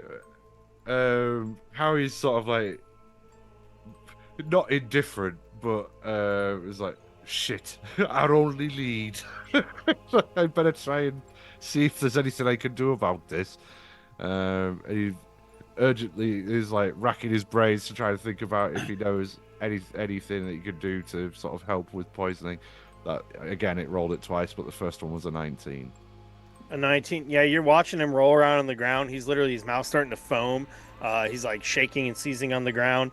And you're just watching this man die. Your only thing you can think of is, you wish you had better tools with you, because it looks like you don't know of anything you have with you. Mac that can Mac save is him. gonna throw his clawed hand down the guy's throat and try to make him sick. Just like Mac, watch out! I think he's possessed by a ghost. He looks pretty possessed. gonna incite that. Okay. 5. Oh no, he's possessed by a ghost. Mac's Yeah, gonna like pull out his gun Better and use just like the ghost gun, Mac. Yeah, you pull your hand out and you're like, ugh, and it's covered in his like nasty foaming spit. And Ectoplasm. Plasm. Yeah. he just starts shaking and trembling. He's having these death throes. And what are you gonna do with that gun? I You were rolled suspicious. for a general intelligence. Like I incited and I was like, doesn't look like a ghost. So I got a 16 as an intelligence, so I'm not gonna blow his head off. I think what you But realize. I am really confused by why Callum's saying he's a ghost when he doesn't look like a ghost. Yeah, I think what the realization you're coming to is that within a couple seconds he will be a ghost because he's dying. Yeah, I mean, Mac was gonna run forward and was like halfway trying to make him be sick by kind of putting his hand down into his throat. You're trying to. But then, then Callum was like, blah blah blah, ghost. So now Mac's just confused and just kind of standing there. Does anyone You else kind have of any short- other ideas before You've kind of short circuited Mac's brain. before this Oh, man no. dies in front of you? Don't have any antidotes. Right, Don't- well, don't have any let's go magical- put him in the None wheelbarrow. of us are We'll get him magic. resurrected. Toss him in the stew. Alright, well, he's got a place reserved in the wheelbarrow. I'm starting Yeah, to think We'll that go the chuck him number in the of- wheelbarrow. We'll go get those bits of people from down in the basement. Chuck them in wheelbarrow with him. Oh, yeah. Hopefully they can put them all back together at the temple. There were some I'm sorry. footprints in the basement as well. Wasn't there, Callum? Excuse me, it's Caleb. Caleb, I'm sorry. It changes every hour. Tell you what. No, Going backwards and forwards on that. I'm sorry. out But of anyhow. character, I'm thinking that my little practical jokes are going to have some really real world consequences that I didn't. Yeah. You basically just killed him there because Mac was going to help. But Yeah. now Mac's confused and he's just going to like standing around in a circle now. He's just going to like spinning It's all around. fine. Right. All right. Yeah, this I guy's think he's gonna go shaking and and get Right, trembling. so- wheelbarrow. And he's gonna sit up and go, ah! And then he vomits all over himself, falls back, his eyes roll back in his head, and dies. Oh, what a shame. He got so I've ill gone to from get the being in wheelbarrow. captivity that he died. You see, that can happen sometimes. If you've not eaten for a long time, when you suddenly get an influx of nutrients and rich, good food like that, it can have an adverse effect on the body, you see. I just like the way Poke is thinking it's just because it was undercooked. Poke thinks it's undercooked. What are you saying? Someone was leaving the room, right? Oh yeah, Poke is running out to grab the Yeah, wheelbarrow. I've gone and got the wheelbarrow. Were the rest of you watching him intently as he's dying, or were you just like, we fucked up? Well, Howie did want to help, but realised that there was absolutely nothing he could do based on the resources available. So it was like, Mac's still just kind of like staring at him, just kind of confused. Like I said, he's has his brain kind of short circuited. I mean, like I said in session 1, Howie is sort of vaguely disreputable and has been around death and shady characters, so it's not that he didn't want that guy. He didn't want Ned to die, but he's not overly moved that he has died. I mean, the basic thing is they can't fucking touch us for that. If anybody asks any questions, I mean, that was connected the nothing to do dots. with us. We were trying to help him. Poke Where's the hasn't girl? connected the dots. Where's He's the fed him ghosts? some More stew and he ghosts. died. I mean, Poke's got a But- constitution of 15 and eats like literally like shit. Like, he's a peasant who eats whatever he can get. So as far as he's concerned, he just fed him some food and he died. He's just got a weak constitution, that lad. Not your, Well, no, it would none have been of a our bit fault. spicy, but it wouldn't have killed you. And anyway, he was probably already half dead when we untied him. So there you go. Not our fault. And this is what we call a group alignment change. So shift it a little bit more. Right, well, I'll come back with a wheelbarrow and I'll chuck him in the wheelbarrow. Yeah, you just hear this, and then Poke comes through the hallway, bumping the sides of the hall and everything, and he's got that wheelbarrow. All right, we'll Um, chuck him Now in. we'll take this wheelbarrow down the stairs and we'll load it up with them bits. And I reckon yeah. we should take that back to town and come back here. Well, you know, that's a pretty good idea, except for the fact that we see anybody along the road with a wheelbarrow full of body parts and a freshly corpse on it. I'm pretty sure there's going to be some questions from the authorities. Oh, I it's mean, all right. I would have to we'll say, use if, that cloak what we put over him. We'll chuck that over wheelbarrow. No one know what's in the wheelbarrow. also, I'd have to say, if I was coming down the road and I see 4 blokes pushing a wheelbarrow full of corpses, I ain't asking no fucking questions. Well, I'm you gonna better start hope- whistling and walking the other Not way. even a wheelbarrow. It's not even a wheelbarrow full of corpses. It's a wheelbarrow full of bits. Full of Art. corpse and bits. Yeah, and I'm Random sure that, meat and faces. and unless Entrails and everybody we meet faces. has COVID right now, they're going to smell it because we smelled all that when we were down there. I can't smell a thing. Thought about getting a vaccination there. What's Mac that? just wandered off and went back up the stairs to go and look in those chests that he saw before. Oh, yeah. Yeah, you all, as you're loading the dead corpse of Ned Shakeshaft into a wheelbarrow, you all might turn around and notice Mac is gone. And Mac, you go upstairs on your own separate adventure. So Mac, you're going up the stairs, and you're running back to the top floor, and you get to there and you realize those chests. You're gonna have to leap the gap if you want to get back to the chests. Yeah, I Or can't you can go remember the which long room way it was. around. Oh, right, yeah. Yeah, I can't remember where we were. So if you run in to the top relation of the to stairs chests. on top of the balcony, you're like, oh yeah, and you see like the floor collapsed in where. Yeah. I'm just going to try and do the tightrope walk again with my acrobatics. Okay, yeah. Oops, can't type. Our kobold. So 19. 19's perfect. Yeah, you just tightrope across. You jump onto the side of the railing there, over on that balcony overlooking the bottom floor where the foyer is, and you slide across no problem. And you jump down on the other side, and you're looking around, and you're like, oh yeah, this way. And you know if you head north, it's going to bring you toward the two rooms where the chests were, and then the other stairwell where you had an attic, and then another stairwell leading down into the kitchen. So yeah, you come forward, and yeah, there's those 2 rooms with the 2 chests. Sure, yeah. I'm just gonna looking around and I'm like, oh, Harry wasn't with me, so now I'm confused again. Were you up here to get the chests, or you just like wandered? Yeah. I was Okay. going up. I was going up. I was like, You and put then your head in realizing there. none of his friends are around. Yeah, it's almost like you turn around to ask like this one, and then realize you're alone. So he's And then just gonna there's that YOLO. really damp, dank-smelling room, and there's that chest over there across the wall. And it's not like a nice treasure chest; it's like a trunk, like a chest that's just like for someone to put their clothes or something in. But you're welcome to go explore it if you'd like. Sure. Do you want me to roll for anything? No, you walk across the room, you grab it, it opens up. It's not locked. There's like these leather straps on it, and you can just pull them up, open it up, and when you look inside this this chest, you will just see there's a pile of moldy, ragged clothing, in some styles that look pretty old to you, like you've never really seen anyone dressed in this way.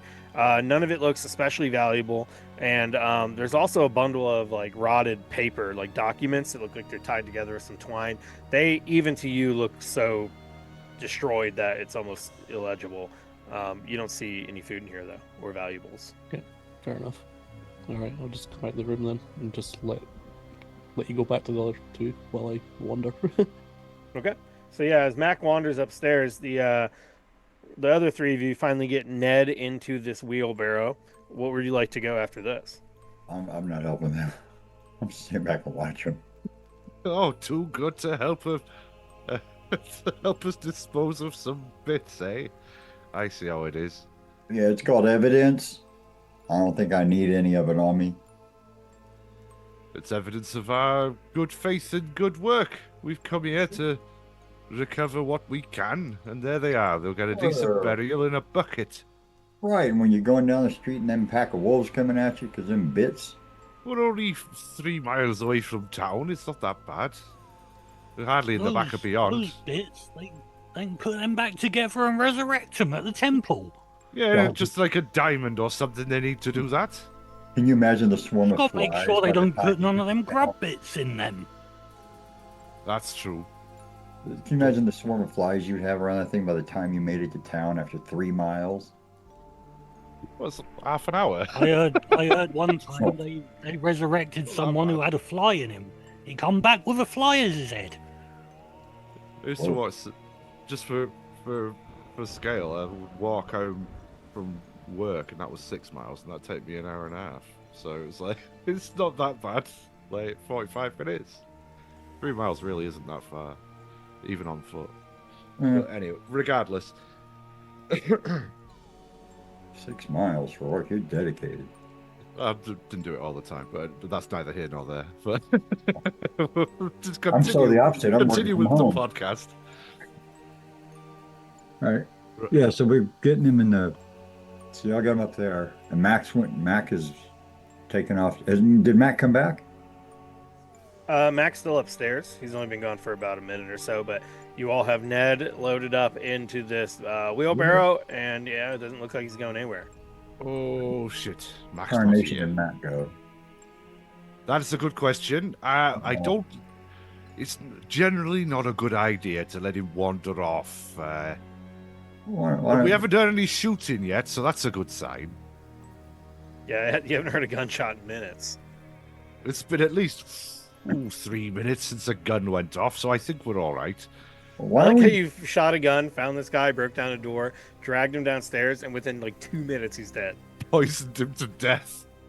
With centipede guts. But how were the turnips? Did it taste good before he died? That's the thing. He only winced a Well, it little would have bit. been a bit spicy, they would have. Kind of like Just people couldn't that eat, handle it. kind of like people that eat blowfish. Like really poisonous, but they still. Oh yeah, fugu. All right. Well, Imagine like the spiciest chili that you've ever eaten, and then multiply that by like enough that it'll kill you. But- I suppose it's like if you tried to eat CS gas or something. Oh, mustard gas was right in there. Oh, I couldn't. I mean, it's all right for a bit of seasoning, but I wouldn't want to only eat mustard gas or seasoning gas. Just sprinkle a little bit on top of my kebab. All right. Right. Okay. Well, I think we need to find Mac. I can only. Mac. Mac. I've basically fed him a spoonful of pepper spray. Oh, jeez. Oh, the stomach acid. Sorry, distracted with it. Getting hungry. How he's Yeah, gonna be heading back towards the foyer while he's shouting for Mac. Yeah, you start heading back into there, and yeah, you're all shouting up to Mac. Mac, you can definitely hear them. Oh yeah. It's just, I mean, yeah, it's just one track mind at the moment. You can only keep track of because he got like super confused by he went to go and help, and then got told that it was a ghost. So he was just decided to go for what he does understand, which is finding treasure and more food and trying to shoot more ghosts. All right. So which way do you want to wander, Mac? He's 1-for-1. He's 1-for-1 on killing ghosts. So he's You going to go into the other wander room. to Yeah. the next room. Yep. Okay. So you're still Solid. upstairs, and you poke your head back into the other room that had that chest. So this is the room Yeah. closest to the stairs leading by the kitchen. Mhm. And when you poke your head in, you see that chest is still there. And then of course you see laying near the door is like, oh, there's a pile of clothing that look new and not moldy and not ruined. And perhaps those are the clothes. Yeah, I'll that go. maybe- I'll go over to that and just kind of fish through it and see if there's anything. Just Okay. It's interesting, basically. And then Yeah, I'll go to the chest. you're after. looking through the clothes, and I think the only thing that you notice is that they don't seem as destroyed as pretty much anything you've seen in this building. Well- And they just look like they've been thrown there in a pile. Property of Ned Shakeshaft. Property of Ned Shake Shaft. Yeah, you look on the back, and there's a shirt, and on the tag it says Shake Shaft. Every time. Out of character, who writes their name in their clothes? That's very strange. In character, Max just like, and then If goes lost, to the please return to Ned Goes- Shakeshaft. Care of the Underdark. There's a phone number. There's an address. Yeah, Email. there's an Apple tag. Property of Shake Shaft. Am I going to he's gonna go- suspiciously show up in town with his body wearing his clothes? No, I it's think like you found Mac some is Mac different is used clothes, to but- Mac is used to like stealing people's clothes because that's how he got his hat and he got his nice kind of gun and stuff. But he's like, he's gonna go into that to the other chest just to see if that's anything's interesting in there. I'm the heir to the Shake Shaft estate. Yeah, so you go in there and you see that there's another chest by the wall. You go over and this one's actually kind of locked. Kind of locked. Ooh. Yeah, like you grab it, and it's like, "Tudum," and you're like, Ugh. it's locked. You could force it open pretty easily though. It's not like a crazy lock on it, but you'd I'll have to destroy it if you want to. I'll just pull out the Steve's tools and see if I can give it the old what for. Okay, yeah, go ahead and do a sleight of hand. 16. Tools. 16. So yeah, that's easy. You're able to pick this lock pretty easily, and you open it, and it just unclasps, and then you open up the chest, and inside, it's literally the entire thing. The entire thing is just filled with about 24 pairs of wool socks. They're all folded. They're all folded in on themselves, all nice and neat. That's all that's in here. Just wool socks of different colors and varieties. Very colorful. All right. I'll pick out like some pink ones. Okay. Yeah, you Just can some definitely find pink ones. some pink wool socks in there. And then I'll go and try and find Poke. Okay. Are you just holding them in your hands? Or are you putting these bad boys on right now? No, I'm going to give them to Poke. Oh, you can give them the poke. They're Because just saying you Poke can has go find only Poke. got. Yeah, so I'm going to grab them. Go and try to find Poke. Because Poke was only wearing Poke's cloths or awesome. received whatever they a were. substantial upgrade this episode. It's I like know. he's like absolutely, covered in drip. Sponsored by Hollister. So Mac, you come down out the hallway, and you can see once again there's the part where the floor collapsed, and you can see down to the balcony below onto the first level, and there you see Poke and Callum and Howie. Is the wheelbarrow with the body now in the foyer, or is it in the other room with the stew? Good question. In the stew part of the stew. It's suspiciously Oh, close to the cooking wheelbarrow. pot. Because Oh, that's not- we got to get the wheelbarrow down the stairs and put them body bits in it. Oh yeah, that was the plan, wasn't it? Yeah. Okay, so Poke, so Mac, when you Mac look over first. this, you see Poke down there with the wheelbarrow, with the body of Ned Shakeshaft inside of it, and then Howie and Callum, and they're all just standing there, and you're standing over there on that side of the gap again with those brand new pink socks. Poke! Socks! And I'll just throw it up. Oh, thank you very much. Yeah, you got some I'll bright take pink my new boots off and socks. put my new socks on. Oh, he likes you. And then he's just going to like turn around and just run off. Mac, where are you going? We're gonna go down in the basement, fella. I'll be there! All right. Let's So see what the I'm other assuming stairs. You're running down to the other stairs, yeah? Into the Yeah. kitchen? Yeah. All right, so Mac comes Taking running a down long the route. stairs into the kitchen. The rest of you can hear him downstairs and then down the stairs, down the hallway. Pitter-patter of tiny kobold feet. And yeah, he's down at the end of the hall. You're gonna bring this whole wheelbarrow and everything that way? Yeah, wheelbarrow's got to come downstairs to get them Yeah. bits in it. That's how we've got to scoop up those bits from the basement. Okay, so you all go back and you're wheeling this wheelbarrow into the kitchen, into the pantry, and then there's the stairs. Let's see if we can get this wheelbarrow. Are you like leaving Ned's body up here, and are you just like taking a wheelbarrow with a body in down the stairs just to bring it back up? No, I still got the body in. We're just going to load it up with whatever bits we can find. Okay. We were asked to bring back the bodies. So all this the is- organic detritus. That is true. We were asked to do that, and we said we would. We're beings of our word, and we're gonna bloody do it. Bloody being the operative word in this scenario. Yeah, you don't want to offend Anders Solmar, No. the 20-year-old boy. In fact, when we get back to town, Yeah. we'd better push this wheelbarrow full of corpses right into the council chambers, just to show what a good job we've done. And animate Dead to watch them see what they do. I just want to stop everybody here and let you know, for the past 10 minutes, I've been on mute. So when it looked like I was talking, I was actually going, okay, I'm like, I guess they can't hear me. Am I interrupting people? Not even, Because yeah. I muted so I Even could though- cough without being on the podcast. But no, I'm contributing by holding the flaming turnip while y'all push the cart. So I got the mage hand with one torch, and I hold the flaming thing so y'all can push that cart. That's why Let's- we're gonna just have anyone who's helping, because I don't think one person can push a wheelbarrow with a corpse No, down some I stairs very think- easily. Let's all do I an think- athletics check. See if we can just keep this thing balanced and carry it. Like not dump this corpse down the stairs. Yeah, the way I saw it was, is I, Pokes. I would say I'm quite proficient in wheeling a wheelbarrow. Yeah, I you can was- add your proficiency to that. You got wheelbarrow skill. My role doesn't say I am, but normally I mean, yeah, it's got.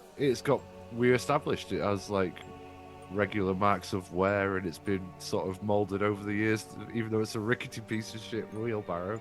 I got a It's- natural 20 on helping with the wheelbarrow. I just imagine I'm just like touching the side of it, and just like I'm helping. Oh, Just a Matt 9. got a nat 20. What did Howie get? Just a 9 for And then athletics. Poke wasn't also it? got a 9.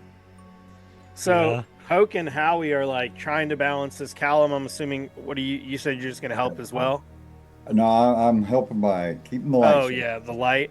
And you see they're Mac is struggling with it. single-handedly. Yeah, Mac, what do? You are the linchpin. I don't know. I wasn't feel- even planning to. I wasn't even planning to really do this. I was like, I had well, a Mac mental is too image. small to be able to like help. I So I'm had, curious, what I- do you do that makes this so successful with your nat 20, Mac? I had a mental image of this, which I think might work. So, Poke's got the handles of the wheelbarrow and is pushing. Howie's at the front of the wheelbarrow, like trying to guide the front wheel down the stairs while he's like moving backwards. Both of them are doing a terrible job and are wobbling all over the place. Max standing on the body, Surfing on the body. wheelbarrow, and adjusting his weight to keep us balanced. That as we is go funny, down. 'cause that's exactly what I was thinking. Corpse surfing. Exactly. All right. Yeah, Yeah. So Mac's just like, this is fun, and just like surfing on this dead body. Every so often he just kind of like pokes the drow with the end of his pistol and just like, The So- man we so killed mere this guy's- moments ago. This guy's going to come back and haunt us. Okay, we murdered him, fed him poison, terrible, torturous death. Well, Dressed telling his you, corpse. Now riding his corpse down. Mac's already killed one ghost. It's fine. There's no worries of getting haunted. There you Yeah, go. exactly. He's got a magic gun that kills ghosts, and anyway, if he does come back, Yeah. I'm 100% sure he was up to no good. I just How am can't quite put supposed my to finger know on what he that was that's doing. technical? But nobody who's got Turn a it. clear conscience would be killed by centipede stew.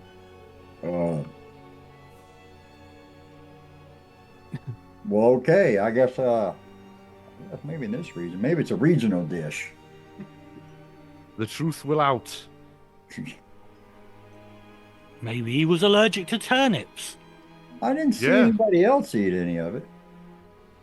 Well, we've got caught up in the moment. We've got stuff to be doing now. We'll come back to the Oh, turnips. I thought it needed cooking a bit longer. I think He was that's only maybe going to right. go quickly because he was saying he was hungry. Yeah, well, that was right. I mean, he was starving, wasn't he? He said he'd been chained to a bed, having all kinds of wicked stuff done to him for a day or so. So we thought we were doing the humane thing, but it turns out he was just weak, couldn't handle a nice bit of food. Oh well, not our fault, and that's what I'll be telling everybody. All right, so you come down the stairs and you're moving one step at a time. Boom, boom, boom, boom, boom, boom, boom, boom, boom, boom, all the way to the bottom. And you make it to the bottom. You see the corpses laying on the ground still. This room is just completely silent. And yeah, what do you all want to do? I mean, you look and there's the corpses still there. You're just gonna get to work. Yeah, I just What? start shoveling them into the wheelbarrow with my pitchfork. Well, you've got the tools for that. I think, Caleb, we were going to have a look at this fireplace. You saw some footprints, didn't you? Yeah. Right, Yeah, we let's give saw this. some footprints right around over here. Oh God, this stuff, man. Oh, the smell down here is. Oh, Oh, just hold your nose and have a look for these footprints and see if we can find out what's going on with this fireplace. does prestidigitation work on smells? Mhm. Yeah, You Oh, can, well. you can make nice smells happen. yeah, Good, I'll make it smell like. and flavors for that powder. matter. So you could even Tabasco your food or whatever with it. So that's what it was missing. It was missing salt. Yeah, that's the That's what killed them. And we're in Saltmarsh too. Season your food, people. prestidigitation bay. Yeah, I'll probably cast prestidigitation, make it smell a little bit less rank. Channel house. Would Mac be able to fit into the chimney or like into the fireplace and kind of look up? You Or is can he go. or is it too like narrow? I think he could Shrug bend your chimney, forward Governor. and fit in it if you want. I was gonna say, as you all walk over and start investigating this chimney, and then his poke starts to poke the dead corpses here. Suddenly, you will all hear a sinister cackle coming from behind you. It's not coming from the fireplace. You'll hear a. I told you he's coming back. Now you are mine. And Poke, you see on the opposite side of the room, kind of towards like the back of the staircase, like behind it, you see these huge red eyes glowing at you from the darkness. Each of these eyes looks to be maybe maybe the size of like a mug each or something, like a couple inches wide. And then you'll see out of the darkness this dark shadow move towards you. You see these bright white teeth and then a fluttering of what looks like these leathery wings. And you see some sort of creature stand up. It looks like a demon. It seems to have black, scaly skin, spikes coming out of its elbows. It has to hunch because the room is only 8 or 9 feet tall, and it seems like if it were to stand up all the way, it would be actually bigger than that. And then it's going to just let out a wicked hiss at all of you. And that is where we're going to end this episode of Quest Q. I cast plane shift and run. I cast shit my pants. And Roll to there is shit. this giant demon now standing at all of you, and it's going to start licking its lips. You see blood on its long nails. Now Oh, you're it's mine. And that's where we're going to end it, everybody. So, thank you for tuning in to this episode of Quest Q. Unfortunately, this is the end, so we're going to have another one week from today. Hopefully we can get some of those really it's my issue. I need to figure out how to run OBS without Adam's help, but hopefully we'll get that figured out by then. Really quick, Adam wanted me to mention we are going to raid another D&D channel directly after this, so hang tight, and it's going to send you right into another D&D stream for another awesome group of adventurers. But once again, I am Jeremy Fair. I'm the Dungeon Master for QuestQ. I'm also the Dungeon Master and usually the editor of Eclipse. You can also find me on Roll for Weird. You can find me on all sorts of different things across the Majestic Goose Network. And we will all be back this time next week. So thank you for tuning in, and thanks for listening to Quest Q. Bye, everybody. Bye-bye. Hi, Dr. Nick. Well, if it isn't my old friend Mr. McGregor with a leg for an arm and an arm for a leg. Still alive. Joe, This demon is the same color